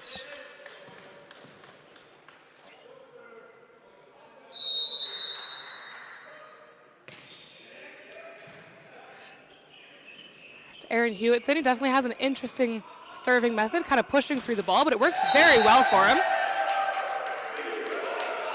I think that's the beauty of volleyball. There's lots of different styles and techniques. As long as it's within the laws of the game, people can find their own way that works for them. It's interesting from a coach education point of view that you're not looking to go this exact same style that everybody says you must play. Yeah, definitely. And I can imagine it's a lot harder to pass as well when it's a serve that you're not quite so used to receiving. St Andrews got a fortunate one off the net there. It almost hit down on top of the net and it spun off and just dropped on the Forza side of the court. And it's 8-14 in this first set.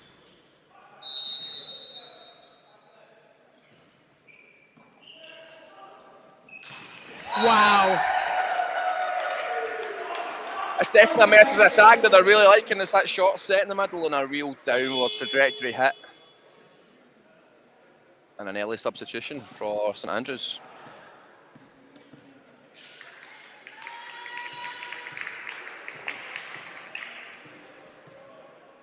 Score 15-8. 15-8 to Forza.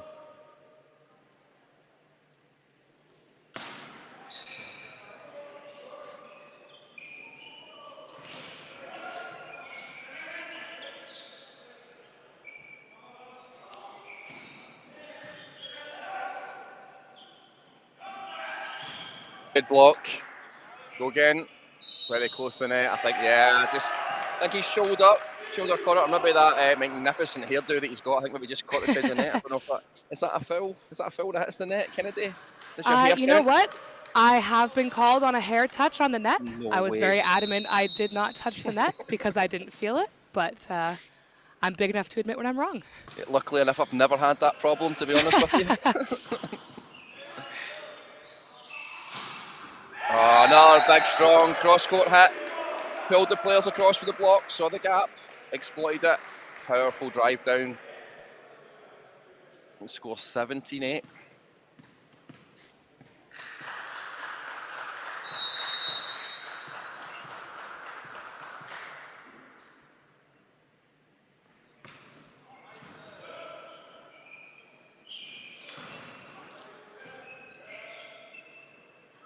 Straight up, and big block again.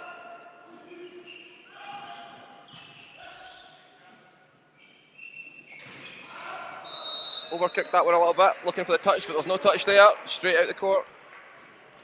There's lots of great work from St Andrews on that rally, just recycling the play. I think they got blocked maybe 2 or 3 times by very strong Forza block, but always there covering, supporting each other, so really great volleyball. Yeah, that's important patience, isn't it? Just if it doesn't work the first time, recycle it, pick it up again and try something a little bit different. But disappointed just to pop that serve out. St Andrews bench looks a little bit flat. I think they've started this game the way they hoped to. It's certainly not going to game plan with Forza leading 18-9 in the first set.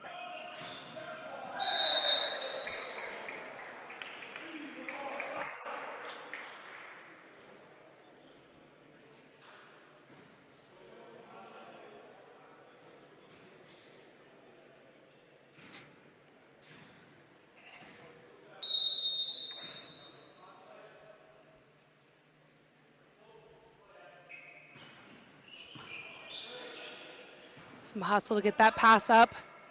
And it jousts at the net, but it's still in play.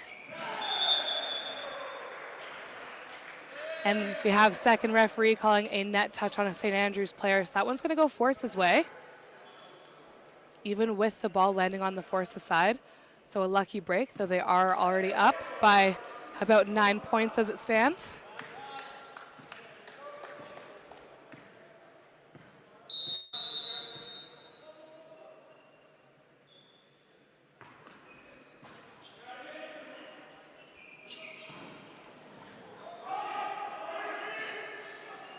Some incredible work to keep this ball in play.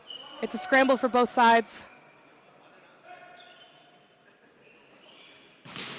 And that's high off the block, so a recycle for Forza.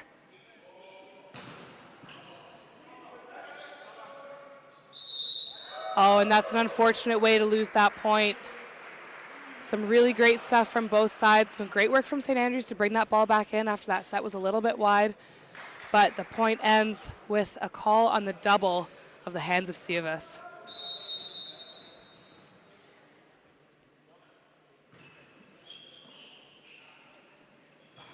And that's fantastic.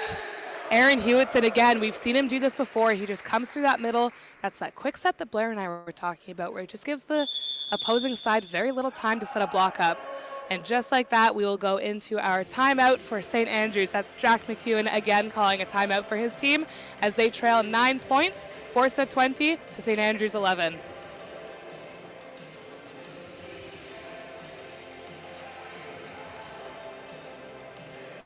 It'll be really interesting to watch how St. Andrews come back after this. It is a big ask for them to come back and win this first set, but this is the game, best out of 5 set, so they have other opportunities to come back.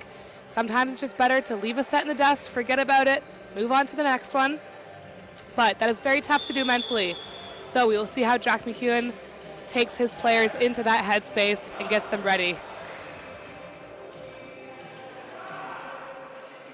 Both teams returning to the court, and Forza looking very comfortable with their 9-point lead. And we will have Nakvi with the serve ready to get us back underway.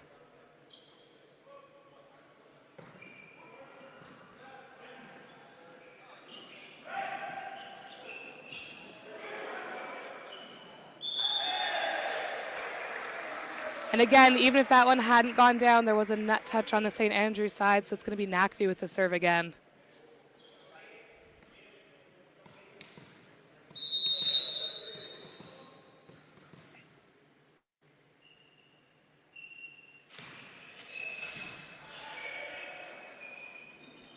And those sets are really, really wide for Rory Ward to try and swing on, so he's been doing a lot of left-handed tipping. Sorry about that noise for anyone listening to the live stream. That was just the ball hitting the table.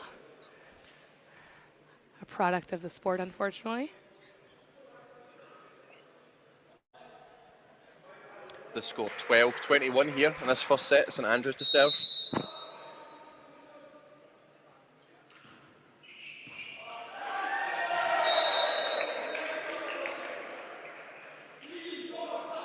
A lot of movement on that serve and right behind it, and he's taken it off. Slight curve run up, but put his hand right across the ball.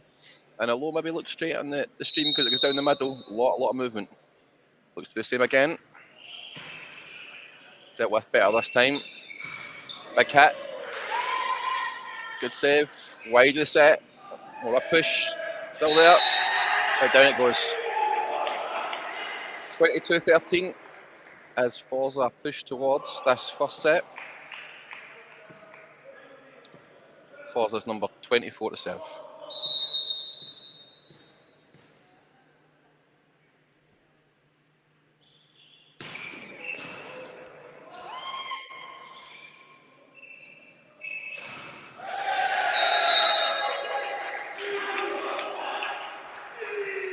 That's Charlie McFarlane.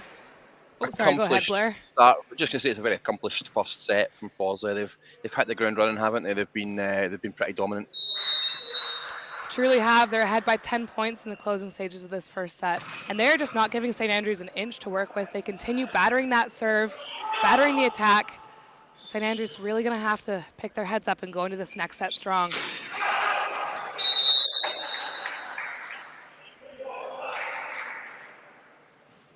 Yeah, it's 23-14, 14 for St. Andrews to serve.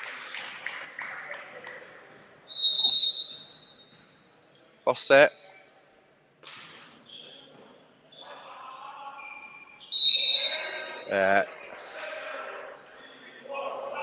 Lift called there. For those watching at home, Kennedy, what does that mean for somebody that's not involved in the game? Yeah, fair question. So lift, probably a little bit of a less common call than a double, but if you are using either an open palm to kind of lift the ball up and throw it, or if you're setting from too low on your chest, you can be called for a lift. So it just kind of gives an unfair advantage. You get way more control if you're lifting it. So that was just that call on the setter there. Yeah. Almost a kind of scooping motion of the ball. You sometimes see that with beginners where they're almost catching and throwing. Yeah, very much a reflex action to do when you're just starting to learn the game. So, timeout called, I think, from Jazzwall there for his young Regazi team at 23-16. Yeah, definitely some really good stuff. Like you said, very young team, but they've come out with force today. But this is a really good time to call a timeout. We've got St. Andrews that were down by quite a few, but they're a few points up on the board now. They're only trailing by 7. So they're kind of getting back into this game. And I think maybe head coach James Orr just wanting to put a stop to that little streak that they're on.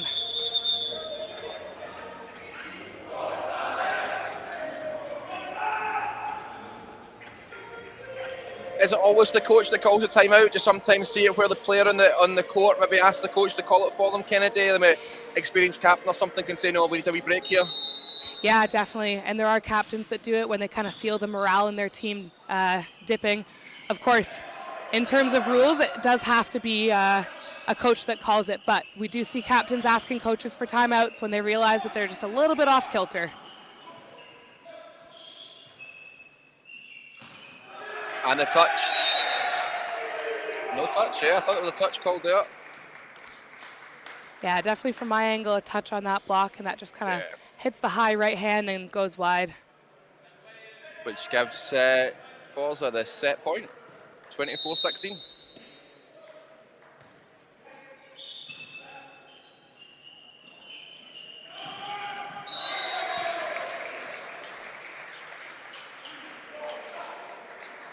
That's great stuff from the St. Andrews captain, Nevin Benoit.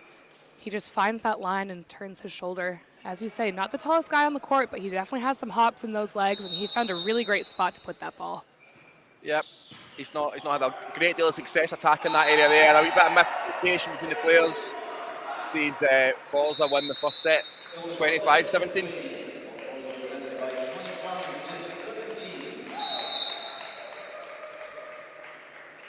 Can St. Andrews find a way back into this in the second set, Kennedy? It's definitely a tough question. I mean, Forza came out here, excuse the pun, in full force, and they did not let up the entire set. Even when they got into little strings of rough points, they fought their way through it. St. Andrews is really going to have to come out strong if they want to work their way back into this. And what they can't do this set is let Forza get on those serving streaks that they were doing like this past set. Yeah, no, it's a really good summary. I totally agree with you. I think I honestly feel that it's Regazi's possibly to give away. I think if they start this set the same way as they started the last set, St. Andrews are really going to struggle to contend with them. There wasn't too many service errors, there wasn't too many unforced errors on the Regazi side of the net, and if you're playing against somebody like that, it's very difficult to win. Yeah, for sure. And it should be said as well, there are several key Forza players that are out today due to COVID and other illness. So sometimes that is a big detriment to the team, but sometimes it can really inspire a team to do better for their teammates. And we might be seeing that with Forza today because they are giving it their all just now.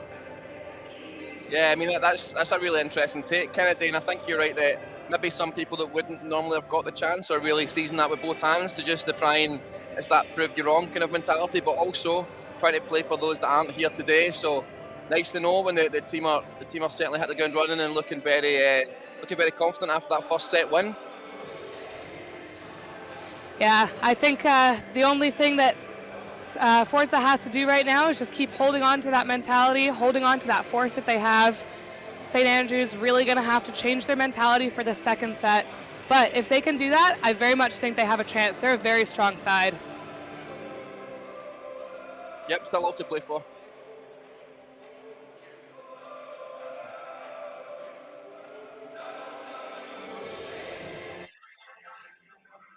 A lot of information being passed over by the two coaches there, trying to get their point across as the groups to get together. I don't know if that'll be reinforcing the tactics that they talked about before the match, or if that's them now looking to try and exploit some of the weaknesses that they might have seen in the first set. Yeah, definitely a lot to talk about for both sides. And it's really interesting the difference in mentality on these two sides. We're going to have Forza riding high after that big win in the first set, and St. Andrews looking to come back in it, maybe change some tactics, key on new players. So we will see what these coaches do for this coming set.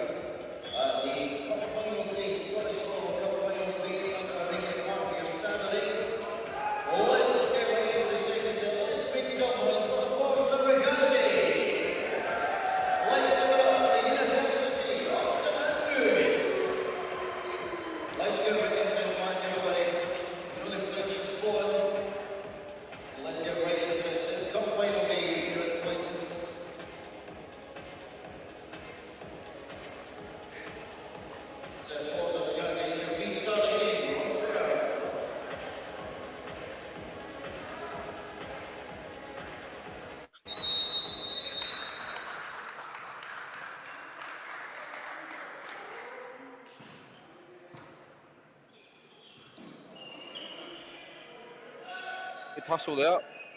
Keep that ball in play. Set the middle, right at the top, and a good killer shot to start the game for a 1 point lead for Forza.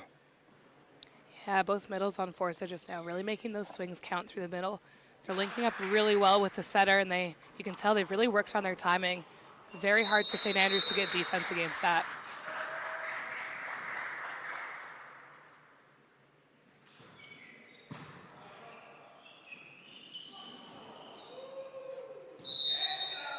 Yeah, that's just the opposite side of the net there. The set just not quite right. The middle just jumping a little bit early. Yeah, as we talk about timing, it's really tough to get those middle sets correct because it is in such small quarters and so quick. Sometimes you do get a little misfire action.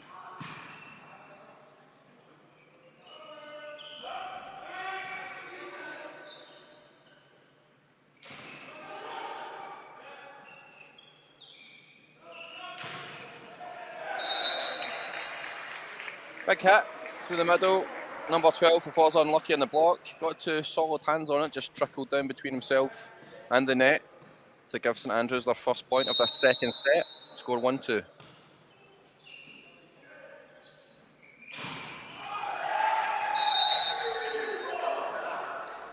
Big hit at the net there. Big hit. Hands are a bit wide.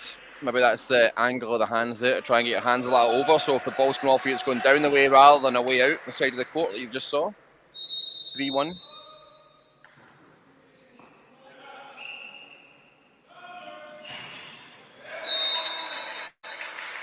Almost a carbon copy of that last time there. Has that just not been close enough to the net, Kennedy? You know, when you've gotten your two hands on it and the ball's just kind of trickling down between your body and the net?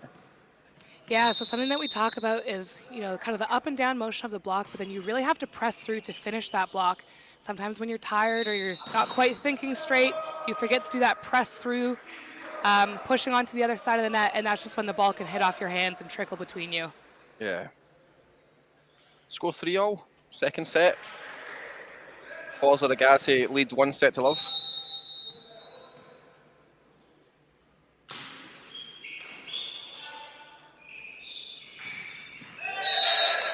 Nice hit, well worked. And that one with the block, just a matter of timing. It did not quite close to the middle, just didn't get to the left side in time. And that's a great swing just between those two players.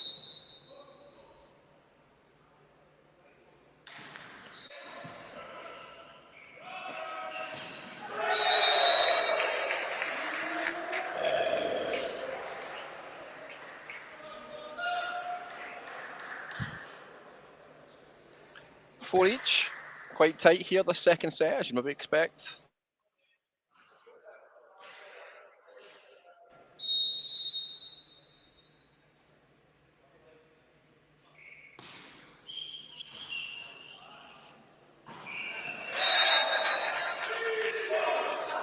Great view there in the net cam of that shot set that we're talking about that had so much success from in the first one. Force that down the ground. There's almost nothing you can do about it with that power. That trajectory almost bounces at his feet. Should be said, Blair, that's great camera work on your part to get that shot in there.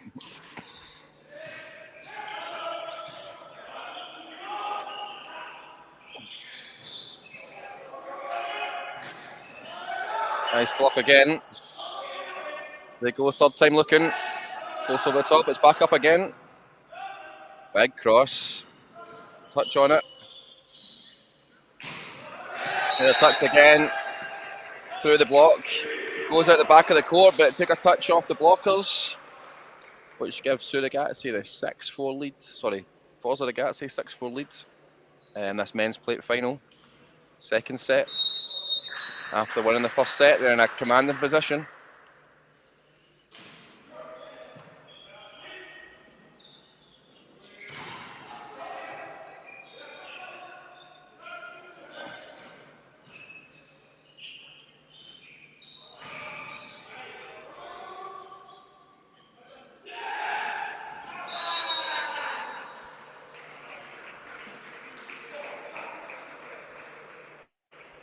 That one actually somewhat of a lucky miss for Fraser Nur.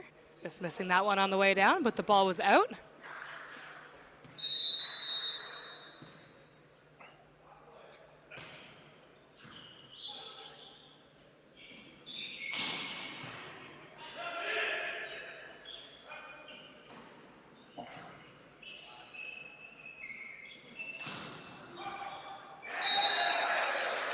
Back hit through. Restores their 2-point lead, 7-5. Jazz are at the side, looking quite happy, looking quite content.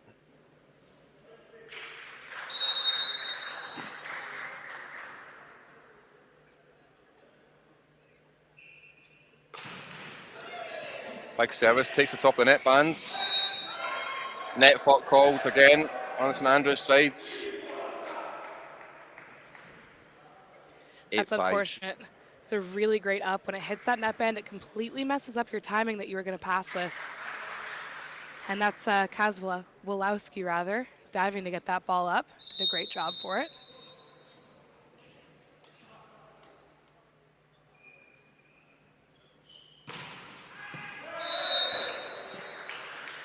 Just overcooked a little bit out the back of the court. Too much zip on it. 6-8.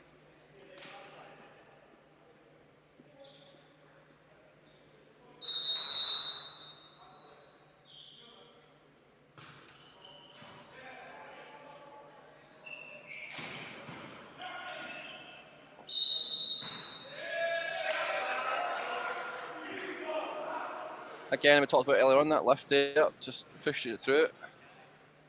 Tried to set cross court. So back 9-6.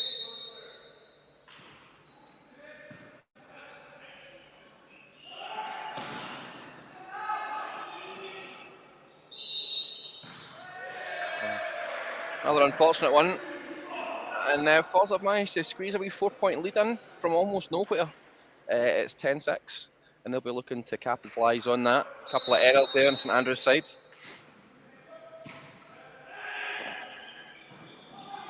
Strong block, number 12 in the middle there. And again. And a third time. Wow. Controlling that net there. His house, nobody's getting in. And St Andrews called the timeout. We talked about that a little bit last game. The women's played as well, Blair. The mental toughness. Sometimes when a player, so such as Siva's there, just getting 3 blocks in a row, mentally that is so tough for St. Andrews. It does feel like you cannot get through that block. So great timeout call from Jack McEwen, getting his boys off the court just for a little bit, just to reset, maybe just rethink some things for St. Andrews. Yeah, 100%. It's just that mental game, as you say. You've tried your best shot 3 times in a row and you can't get past it. It's a difficult way to go. So the timeout, and that's exactly what it's designed for. Just take a timeout from the court, reset a little bit. Sometimes it's to break the momentum of the other team, but sometimes your own team need it. And I think that probably on that occasion, it was more a chance for the St. Andrews boys just to clear their heads, to get back in the court and try and get back into this game before it slips away from them, because it's now 11-6. Like you said, it does feel like this Forza lead just kind of came out of nowhere. The unforced error is starting to creep back in for St. Andrews, but we'll see if they can push through. Nice big cross-court hit there.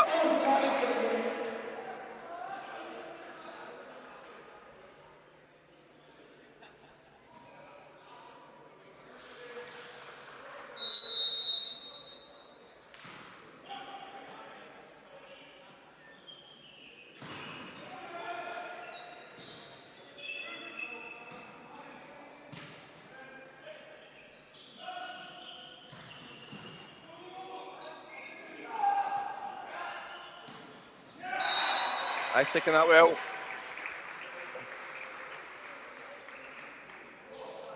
(8-12). Forza win the first set, lead 1-0. Oh.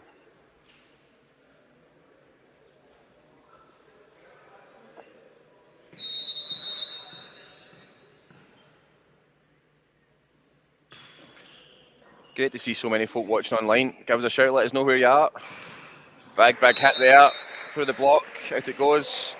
13-7.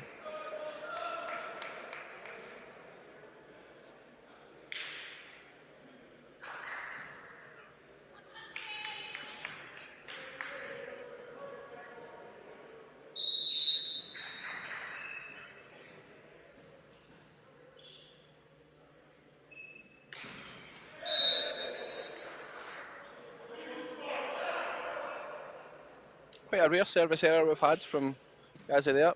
Just a bit too much on it. Takes the net. 8-13. Does that open the door for St. Andrews to get back into this set? You know what? It's early enough. They're only down by 5. I take it back. They're down by 6. That's quite the quality swing through that Forza left side. But 6 points in indoor volleyball at this point in the game is not impossible. Can definitely get a few runs going and get back into this game. Yeah, we saw that in the last game. 6-7 points in a row for Glasgow International. Just overcooking that on the service, straight out the back. And they scored 9-14.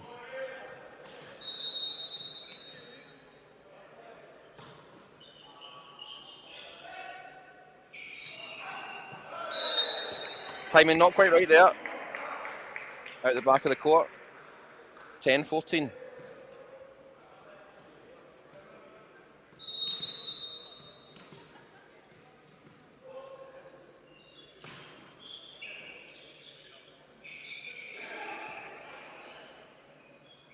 It's gone really wide. Big block. Push again, just off balance. Just when they thought they were going to be getting back into the game a little bit there, it's gone 15-10. 15-10 for Forza, second set. They lead 1-0.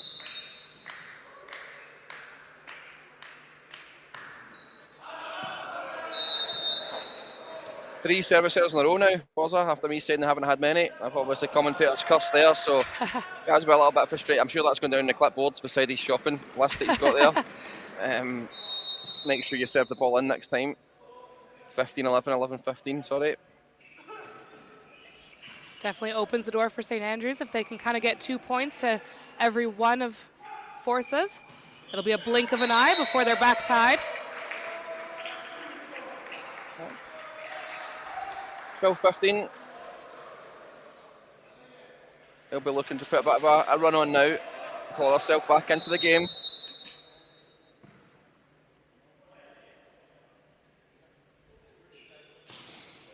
Nice service. Oh, it's just got over the top of that ball a little bit there, and it's gone out the back. St Andrews chapping on the door. It's 13-15.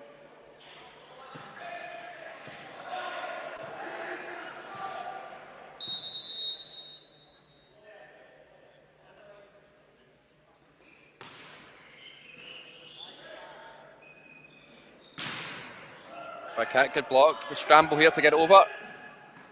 Ah, lovely, lovely touch. Knew exactly where he was going, and that puts an end to that run of points there from St Andrews. But they have got a couple of points back. 16-13, second set.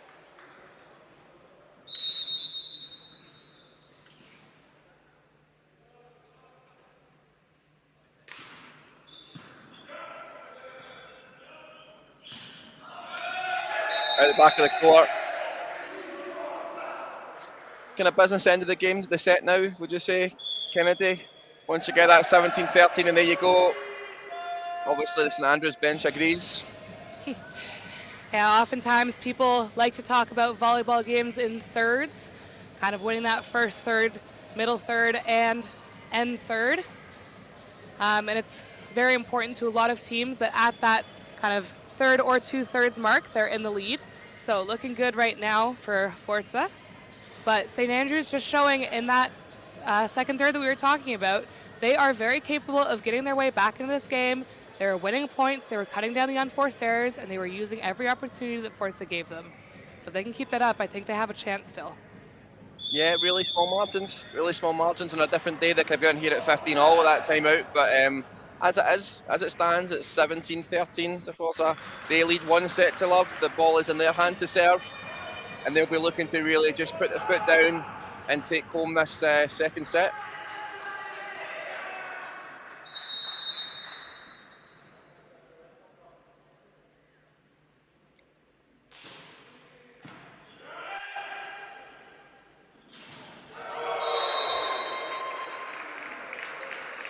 Must be a good feeling for a coach after a timeout for their team to win the point back to side out. Almost kind of justifies the decision to go for it, and that's exactly what's happened here. 14-17, important couple of points coming up.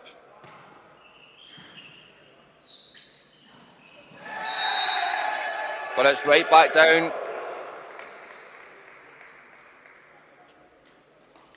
Yeah, Forza today really loving using their middles, and so far they've met with a lot of success through that middle. St Andrews not bringing in their middle so much, usually trying to find that left side or opposite position, but I don't think St Andrews' blocking game's just been quite as strong as Forza's has either, and that's shown a little bit in the scoreline. And despite the fact that talking at the start of the game that St Andrews probably had the higher height profile on their team, maybe not on the court just now, but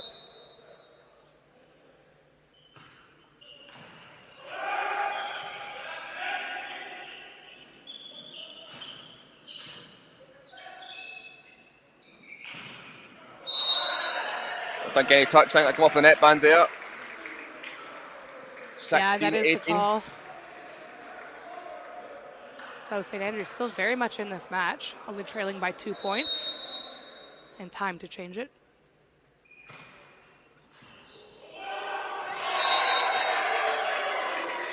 That's just off the libero onto the number 11. Probably had a chance to get it over, but a miscommunication between the players. Brings St Andrews within one.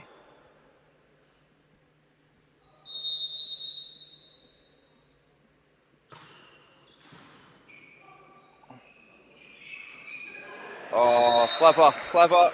He just jumped. I probably jumped a little bit early for the set, but he saw the opportunity and on the way down just floated it over the top of the block to restore a 2-point lead for Forza, 19-17. That's a really interesting service. Whoa, big hit, and it's celebrating through the net as well. That's the kind of time you want to put that on there. Show them you're still here. Show them you're ready.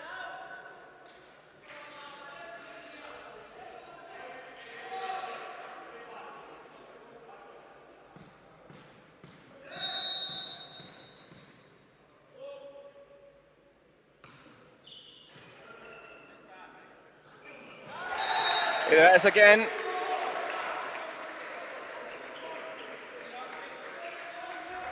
We're still in the 2-point leads, 20-18. St Andrews just not capitalising on that side out. Yeah, St Andrews really going to have to be careful with these upcoming points if they want to stay in this game. Definitely not wanting Forza to get 2 sets under their belt.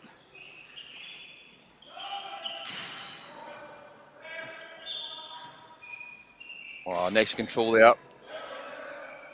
Balls up though, through the middle. Number 2 again, another big hit. Yeah, Rory Ward really coming into his own in the closing stages of the second set.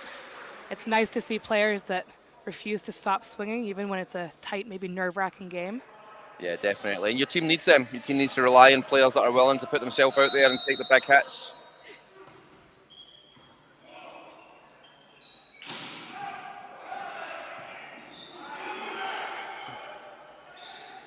All over, chance. Just misjudged at that time. And they tie the game, 20-all. Wow. It's the time where if you're a Forza player, that panic can set in a little bit. How are we up by 8 points and now we're tied with 5 points to go? That can sometimes be a huge mental factor.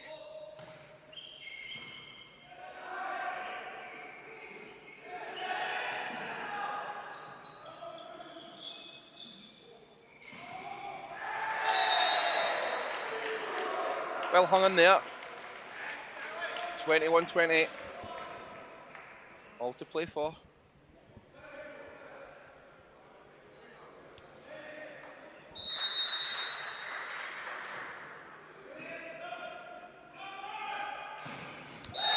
Big block from number 12 again.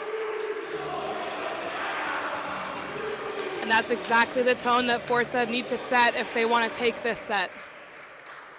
22-20, second set.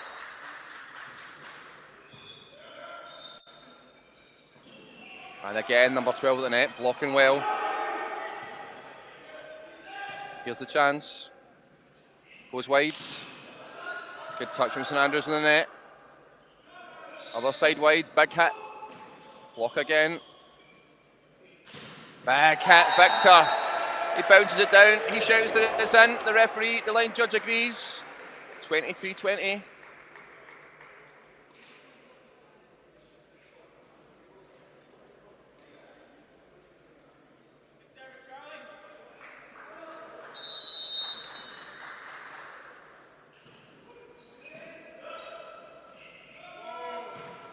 gone really wide and it pushed it really wide as well to give them set point.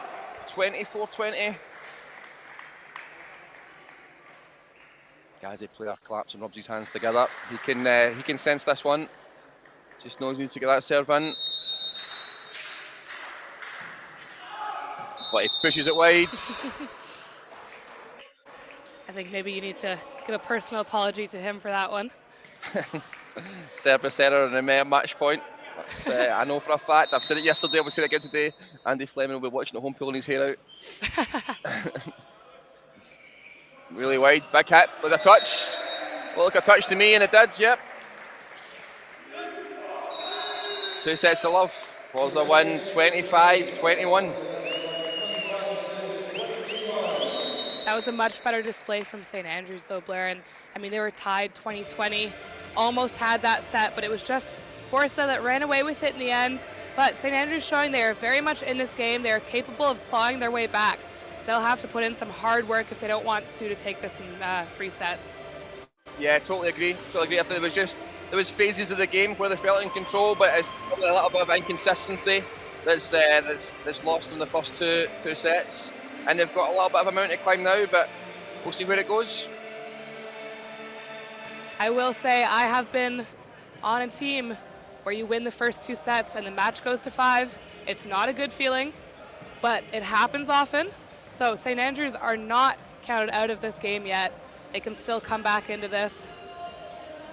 Yep, I was fortunate enough to be through at the Premier League final a couple of weeks ago, where the Surigasi team took on City Edinburgh. Sue were 2-0 up, and in control of the game. Lost 3-2. It's certainly happened. It's not unheard of. but they'll need to, St Andrews will need to start the game strongly here and take the game to Forza. Yeah, definitely think what I would love to see from St. Andrews, just kind of playing their own game. Again, what we talked about earlier, you can't worry what's on the other side of the net. You just have to do what your team is good at and trust that it's enough. So I really want to see St. Andrews come into their own this set and give Forza a run for their money. Yeah, agreed. Any particular areas of the game that you think that they need to look at or concentrate on? I mean, the attack was a little bit better this time, but like you said, it's just the St. Andrews blocks that aren't getting up just quick enough, and that allows Forza to run that really quick ball through the middle, and that's been really successful for both middles. And so they always have that option with the middle front row to put that ball down. So yeah, I think the main thing for St. Andrews is they're really going to have to be tough on the block, getting hands up, and just causing problems for Forza. What about yourself? Do you have any thoughts on what St. Andrews can do? Yeah, no, I totally agree. I think it's that closing down that attack from the middle if they can, anticipate that short set and get up there and double block and try and force the game back on them, because the Forza team are getting a lot of success through the middle. Yeah, work on the block a little bit and see where it goes. So, Valerie watching this morning from the Netherlands. Sorry, it's this afternoon. It's been a long day for me as it is. I think that's somewhere out near Holland, I'm sure. So yeah, Valerie, congratulations. Thanks for joining us. Hope you're enjoying the volleyball.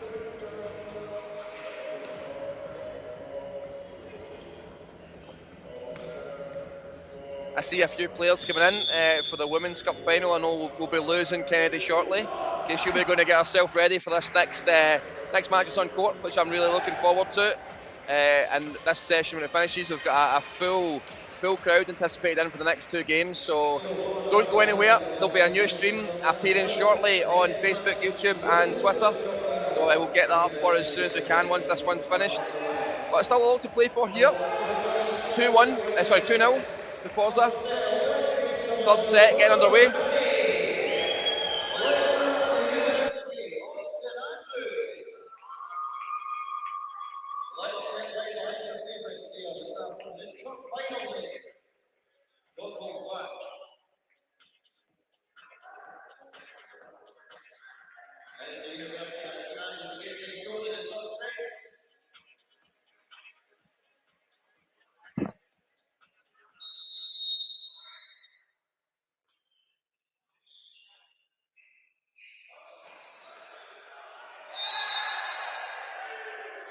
Wee bit indecision in the middle, came off the block, gives Forza the first point.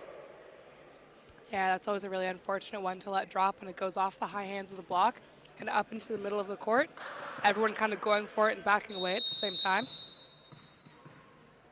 I think Jack just telling his libero there to make sure he gets on that ball.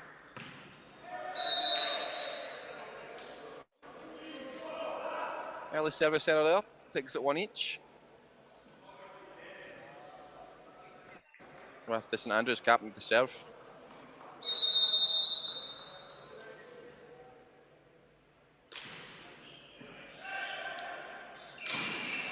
Much better on the block there. Just unfortunate wide block, but they must have been listening to you at half time. Sorry, to turn around there, Kennedy, because they had a double blocker up there for that short one and put it back onto the court, but recycled very quickly before it's out wide and through the block to take the point. Early lead 2-1.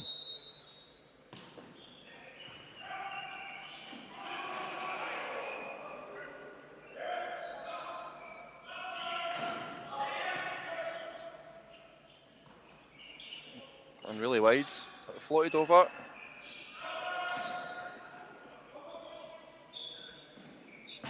Big hits. Is that making full use of the court again? They were talking about that, I think, in the last match, where the set goes really wide. It brings the whole defensive unit across from St Andrews, and then the cross-court hit just finds all the space on the opposite side of the court. Really well played. Yeah, volleyball, definitely a lot of tactics involved in this game. And Forza just showing that they are still thinking about what they're doing. They're not just going for power. And that is an amazing block from Sievas again in that front row. Really high hands. Yeah, he's in his element in there. He's controlling a lot.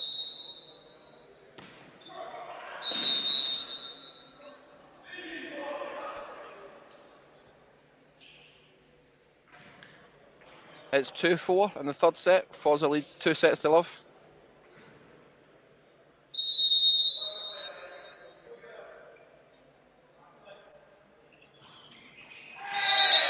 So what he's trying to do, he's trying to go for a little short one, but just a little bit too short. Caught the net band and down it came. 5-2 Forza lead. Also lead 2 sets to 0.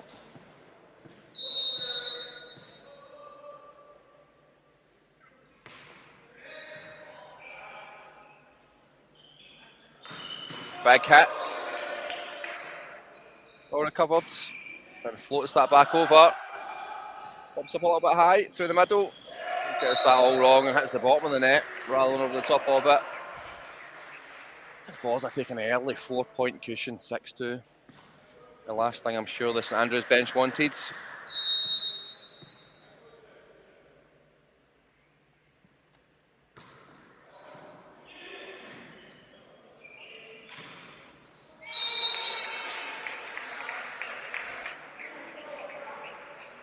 That's a kind of funky one off the hands of Hewitson. Just kind of hit that off-tempo ball, and sometimes when it's not hit as hard as you expect, that can also hit your hands and roll between you and the net.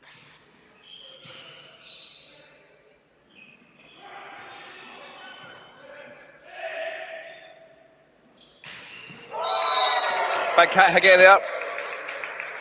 Right down the line.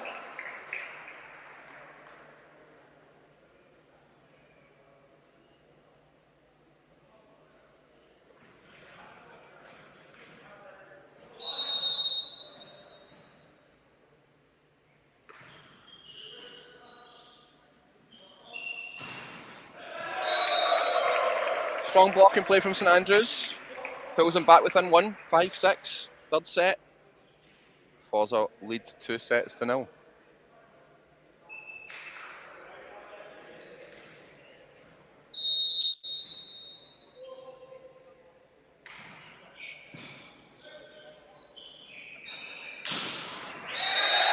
Big hit.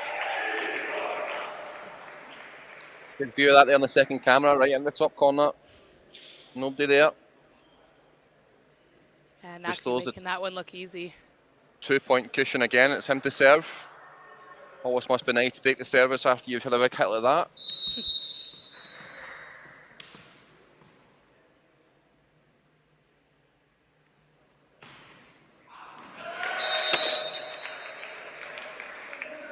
I'm glad I didn't say that before. Yeah, before the serve. But oftentimes you're so excited and so buzzing from a good hit that can sail at the back a little bit.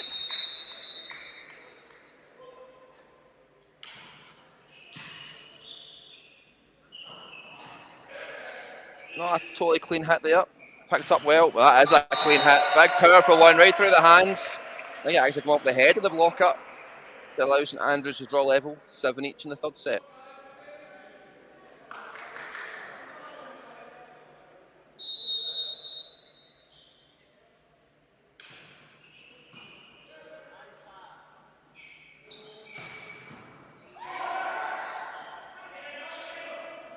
Other side this time. Wee bit lack of communication there, St Andrews defence, but Forza showing really good attack from both sides of the court, pushing the St Andrews team from one side to the other and really exploiting those wide hitters. Yeah, Forza really doing a good job of recycling the ball. St Andrews is getting a better block up this set, but Forza seems to be ready for it.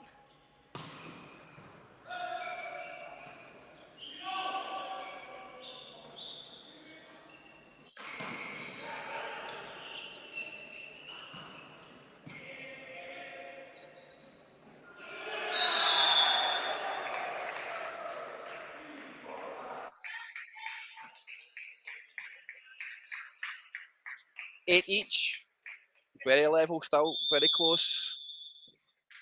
A timeout called by the Gazi. They're just a little bit more even now than they're used to being at this point in the game, which is nice to see. St Andrews putting up a good fight, causing them lots of problems. Now, as a coach of a team like Forza just now, up 2 sets to love, but tied 8-8 in the third, what are you telling your players to try and get them back in this game? Yeah, I think you're just telling them, remember, it's like I would be telling them it's 0-0. Get out there and play the way you have played in the first 2 sets. Don't start thinking about getting your hands on that trophy. Don't start thinking about those celebratory pints. You know, focus, keep it tight, and play the game like it is 0-0. And I think they've got the ability to go and do that. It's just a refocus, resharp, and get back out and do it. And let's see if that's what Jazzy's instructions were, and let's see if they can do it as St Andrews serve here to try and put themselves in the lead for the first time in this set. 8-all.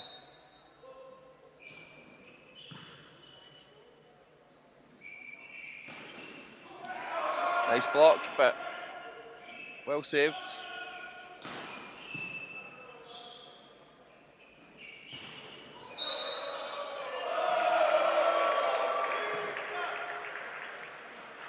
Handling fault called there on the set. Puts St Andrews 9-8 ahead in the third set.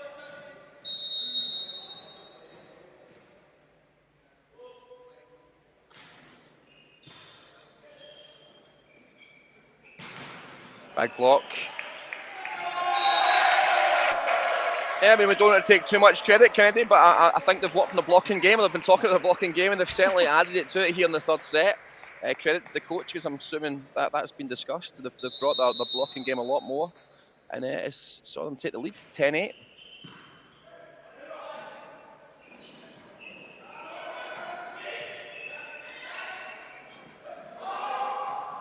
Good hustle there. Over nice and high, gives him a chance to set it up. Big hit, nice touch. That's going all the way over.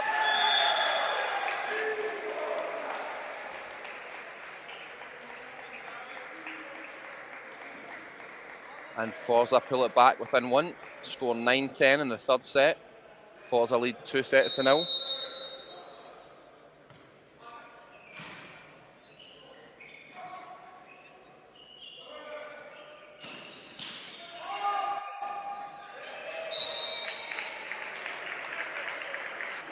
St Andrews quickly restore that 2-point lead.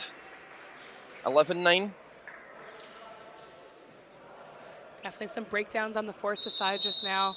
Some scramble defense that we're not really used to seeing from them. But that's a lucky break that puts them back within 1.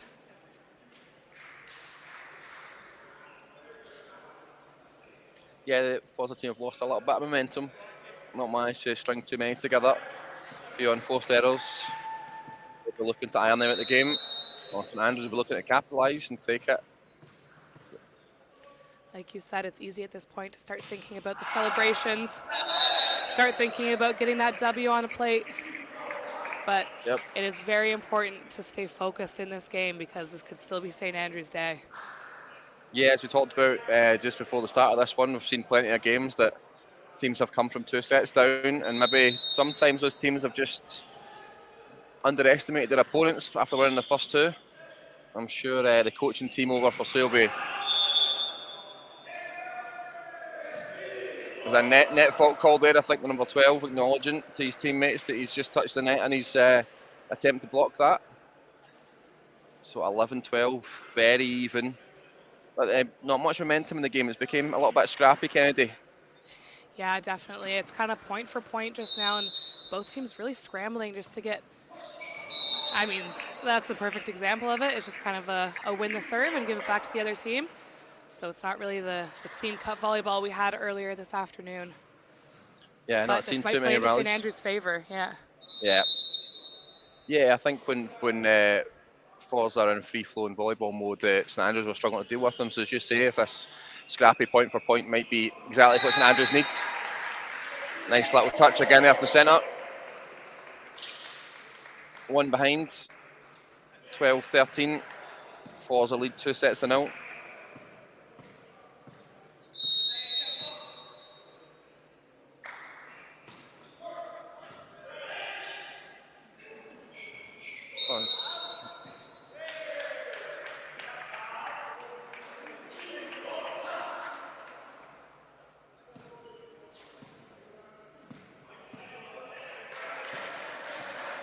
Draw the game 13-all, third set.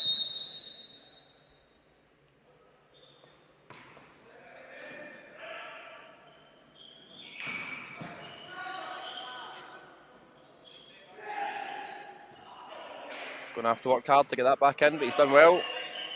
Big push to the back of the court. Wide with the set. Takes that 10, but it goes out anyway. 14-13. St Andrews to serve.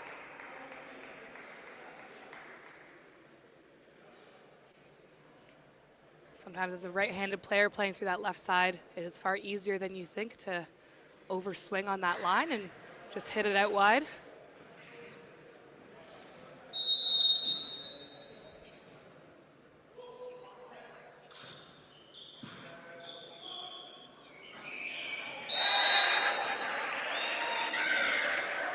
Not the cleanest of contact, but he didn't actually look that happy with that one point, but he'll take it. I'm sure his teammates were celebrating it.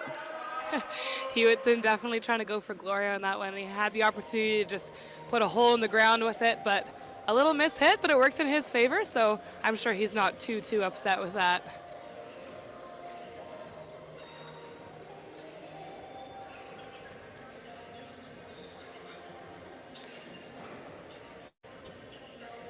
So this timeout looking exactly the same as the timeout earlier in this set.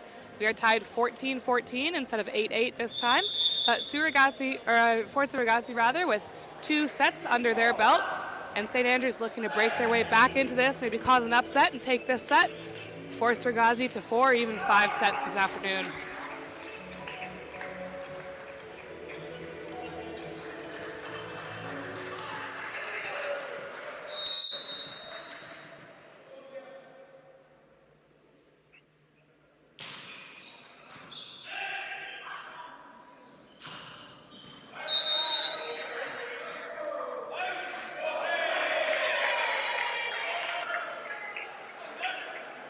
Batting decision there from the judges, but I think it's been called out. Yeah, some chat of some touch on the block or on the defense, but it does go Forza Ragazzi's way.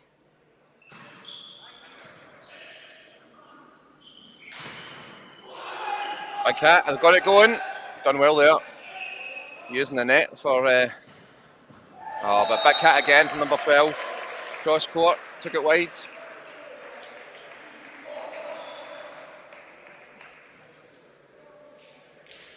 Score tied at 15-all in the third set.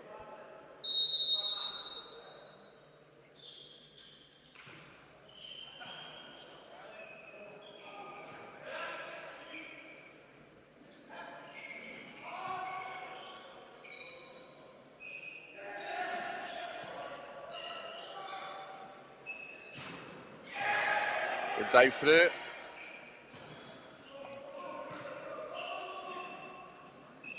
It's going again, it's lifting it. And it gets the ground. Good resilience there from the Forza team. And they were half celebrating the point before that. Play before that. It can be deadly sometimes, celebrate a bit too early, but the number 12 stuck out an arm and got it going, but they've got there in the end. Take the lead 16-15. Third set, they will lead 2 sets to love. Big throw and a big hit. Wide again with a set. And he's tried to go for that top corner, but well out. Half in hope, I think the Forza team looking for a touch there, but nowhere near a touch.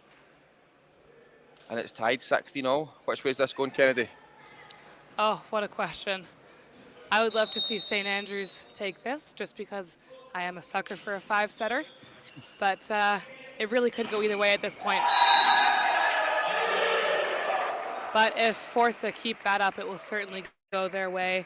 Hewitson just coming down on that ball and finding that timing with his setter again. Yep. What about you, Blair? If you were a betting man, which way is this going?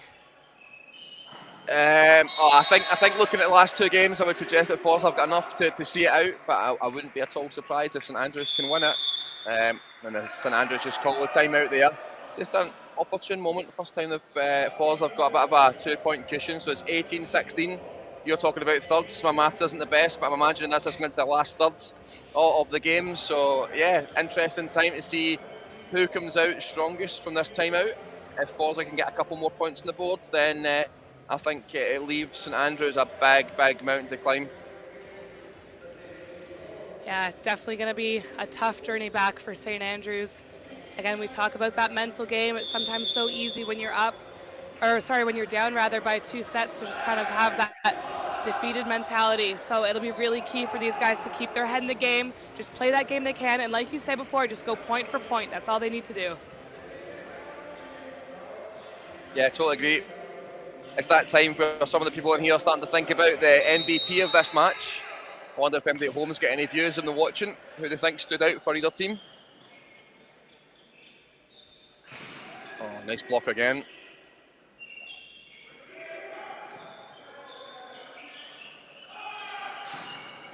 Nice.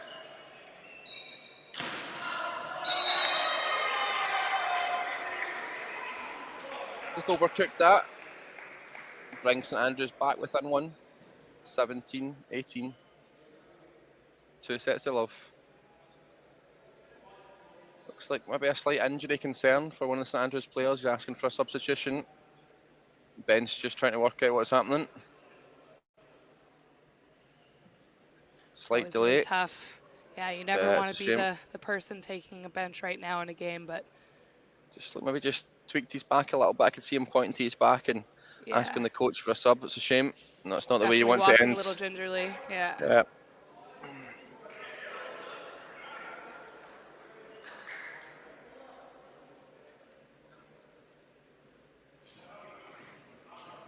(17-18), third set. Forza leave 2 sets to love.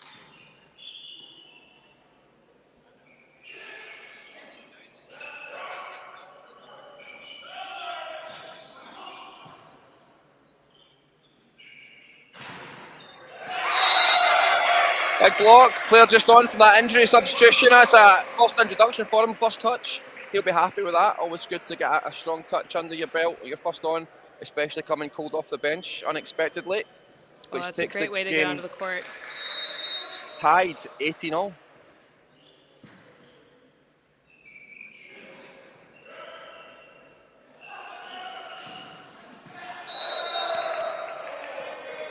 Oh, there's this side because the leg gets in, line judge calls out. And the pendulum swings back towards Forza now. 19-18.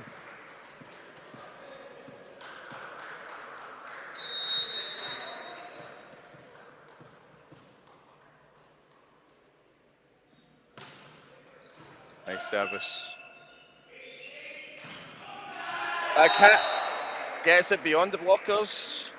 Draws it back. 19-all. It really is edgy here.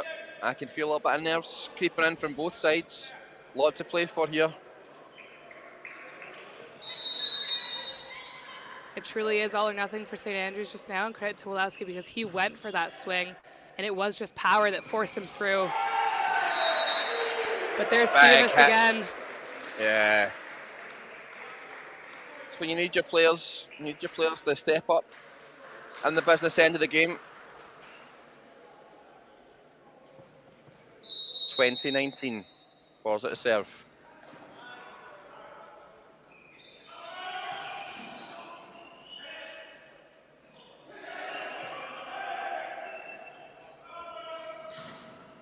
Back hit, takes a touch, and out it goes. 20-all.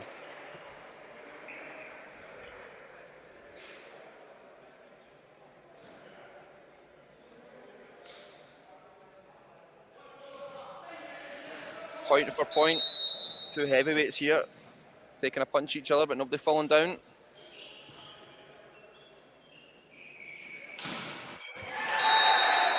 Big block, but right out of the court. It's so important to get that blocking hand position right, especially when you come across a big hit like that, Kennedy. Yeah, absolutely. And we just saw that block was drifting across the net as he jumped. So as it hit his arms, it hit wide of the court. So a lucky break for Forza Regazzi as that puts them 1 point in the lead. Oh, it's off the top of the net. And Forza take a 2-point lead. How crucial could that be? 22-20. When we talk about the point where teams run away with it, and that could have been it for Forza. St. Andrews is really going to have to dig deep for this.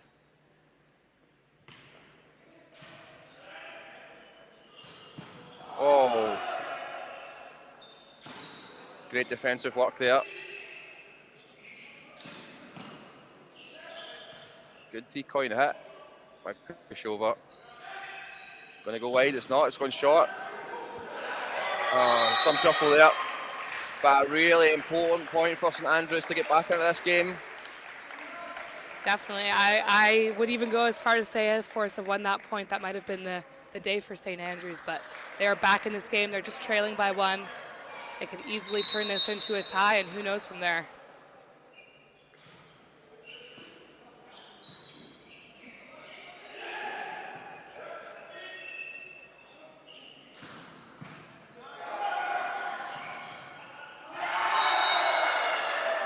And there you have it, big hit. Ties the game at 22-22. Kyle Lowe was just coming through that one.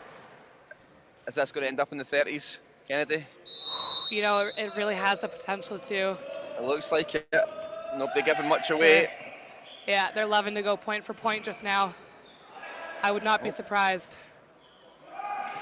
Oh, netband, just a fraction there, just a fraction. After a big hit Dukin on this side of the net. Here we go. That's a bit of pressure serve, isn't it? Oh, just a little bit. Knoxville's been solid all game, so let's see if he can keep this up.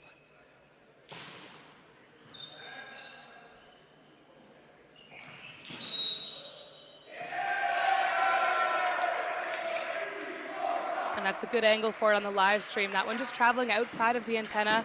Anything that crosses the tape outside of that antenna is out. So we have Forza, for the first time of asking, 1 point to take this game. And a little anticlimactic as Nakvi, the server, is subbed off. So absolutely no pressure for the new sub. Ferguson coming in just for this very last serve. Crowd are on their feet. And there you go, wow. That's an interesting call.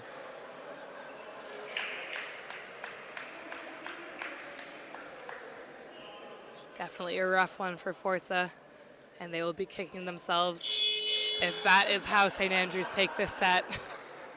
He's about to get subbed back on. Yep, some laughs from the crowd as Ferguson comes on for 1 point. Wow.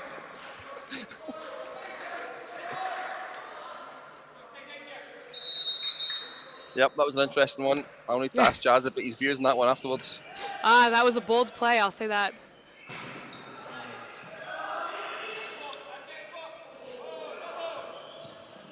Good save, nice touch. Out, and that's it. It's the win. 25-23. Huge congratulations. The cup trophies are staying in the West. Forza the Galaxy win 3-0. Commiserations to St Andrews. Big day in the plate for the West, Blair. How are you feeling about that, being from the West yourself? Oh yeah, I'm delighted to see some good volleyball. Obviously, I'm happy for the best team to win, and I think, to be honest, the best team won today in both plate games. So yeah, all set for the cup finals now. I know you're going to drop off the screen and go and join your teammates. So thank you very much for joining us. Thanks for being an ambassador for Scottish volleyball out there on the world stage for the World Volleyball TV, and good luck for your game. Thank you so much. Look very forward to watching that back and hearing your commentary. Thank you for having me this morning and this afternoon, and I will see you later this afternoon. Good job. Take care, Kennedy. Well, wow, what two fantastic plate games there. Really enjoyed commentating those ones. Some strong performances. Obviously, commiserations to the teams that lost, but they'll be taking a lot from it, developed a lot from it, got a chance to play on this magnificent Taraflex. Nice to see the teams just at the net there, just cross over and shake hands, good sportsmanship.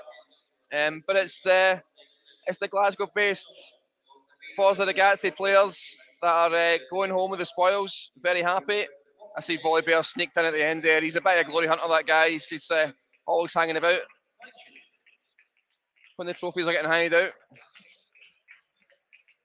Going to drop off and see if we can catch some of the footage of the presentation, maybe even see if we can catch an interview with the winning captain or the MVP or something. So bear with me because I'm on the mic and the cameras myself. So hopefully you've enjoyed the feeds. Going to try and keep this feed going just for the next 2 matches rather than stopping and starting again. So again, stay with us. Go and recharge your glass or get the kettle on or get some food out the oven or whatever you're doing. I hope you're having a fantastic Saturday and I hope you're enjoying these cup finals as much as we are.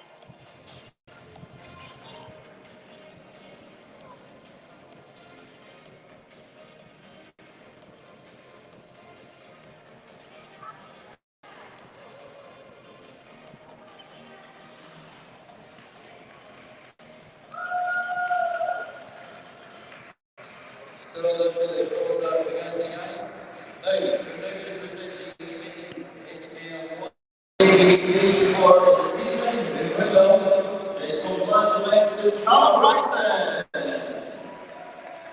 The men's MVP for the season. Well done, Callum.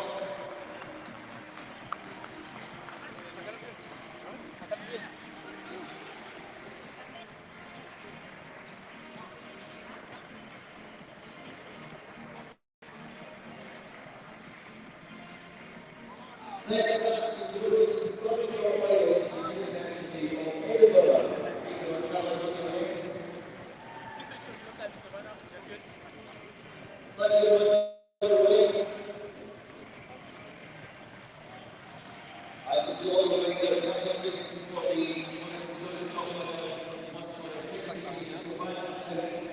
You want a banner or just hold that?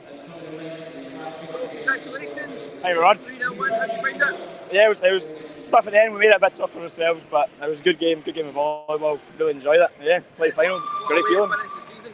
Yeah, definitely. Great way to finish the season. Bit of silverware. Can't ask for more than that. Award for your teammates. Yeah, teammates played well. Great team sport. Great game of volleyball. Excellent. And loving the new kit. It's a great new yesterday? kit. Arrived yesterday, Yeah, so really. this will be what we'll wear next season. It's lucky now, isn't it? That's the lucky one. That's the lucky one. Nice, excellent. And what about award for the venue itself? Oh, the venue's nice. I love playing on the Terraflex floor. It makes a difference. It's good. Yeah. It's good fun. Excellent. Well, congratulations. Enjoy your night. I'm sure Thank you you very will. much. Take Cheers. care. All the best. Thanks a lot.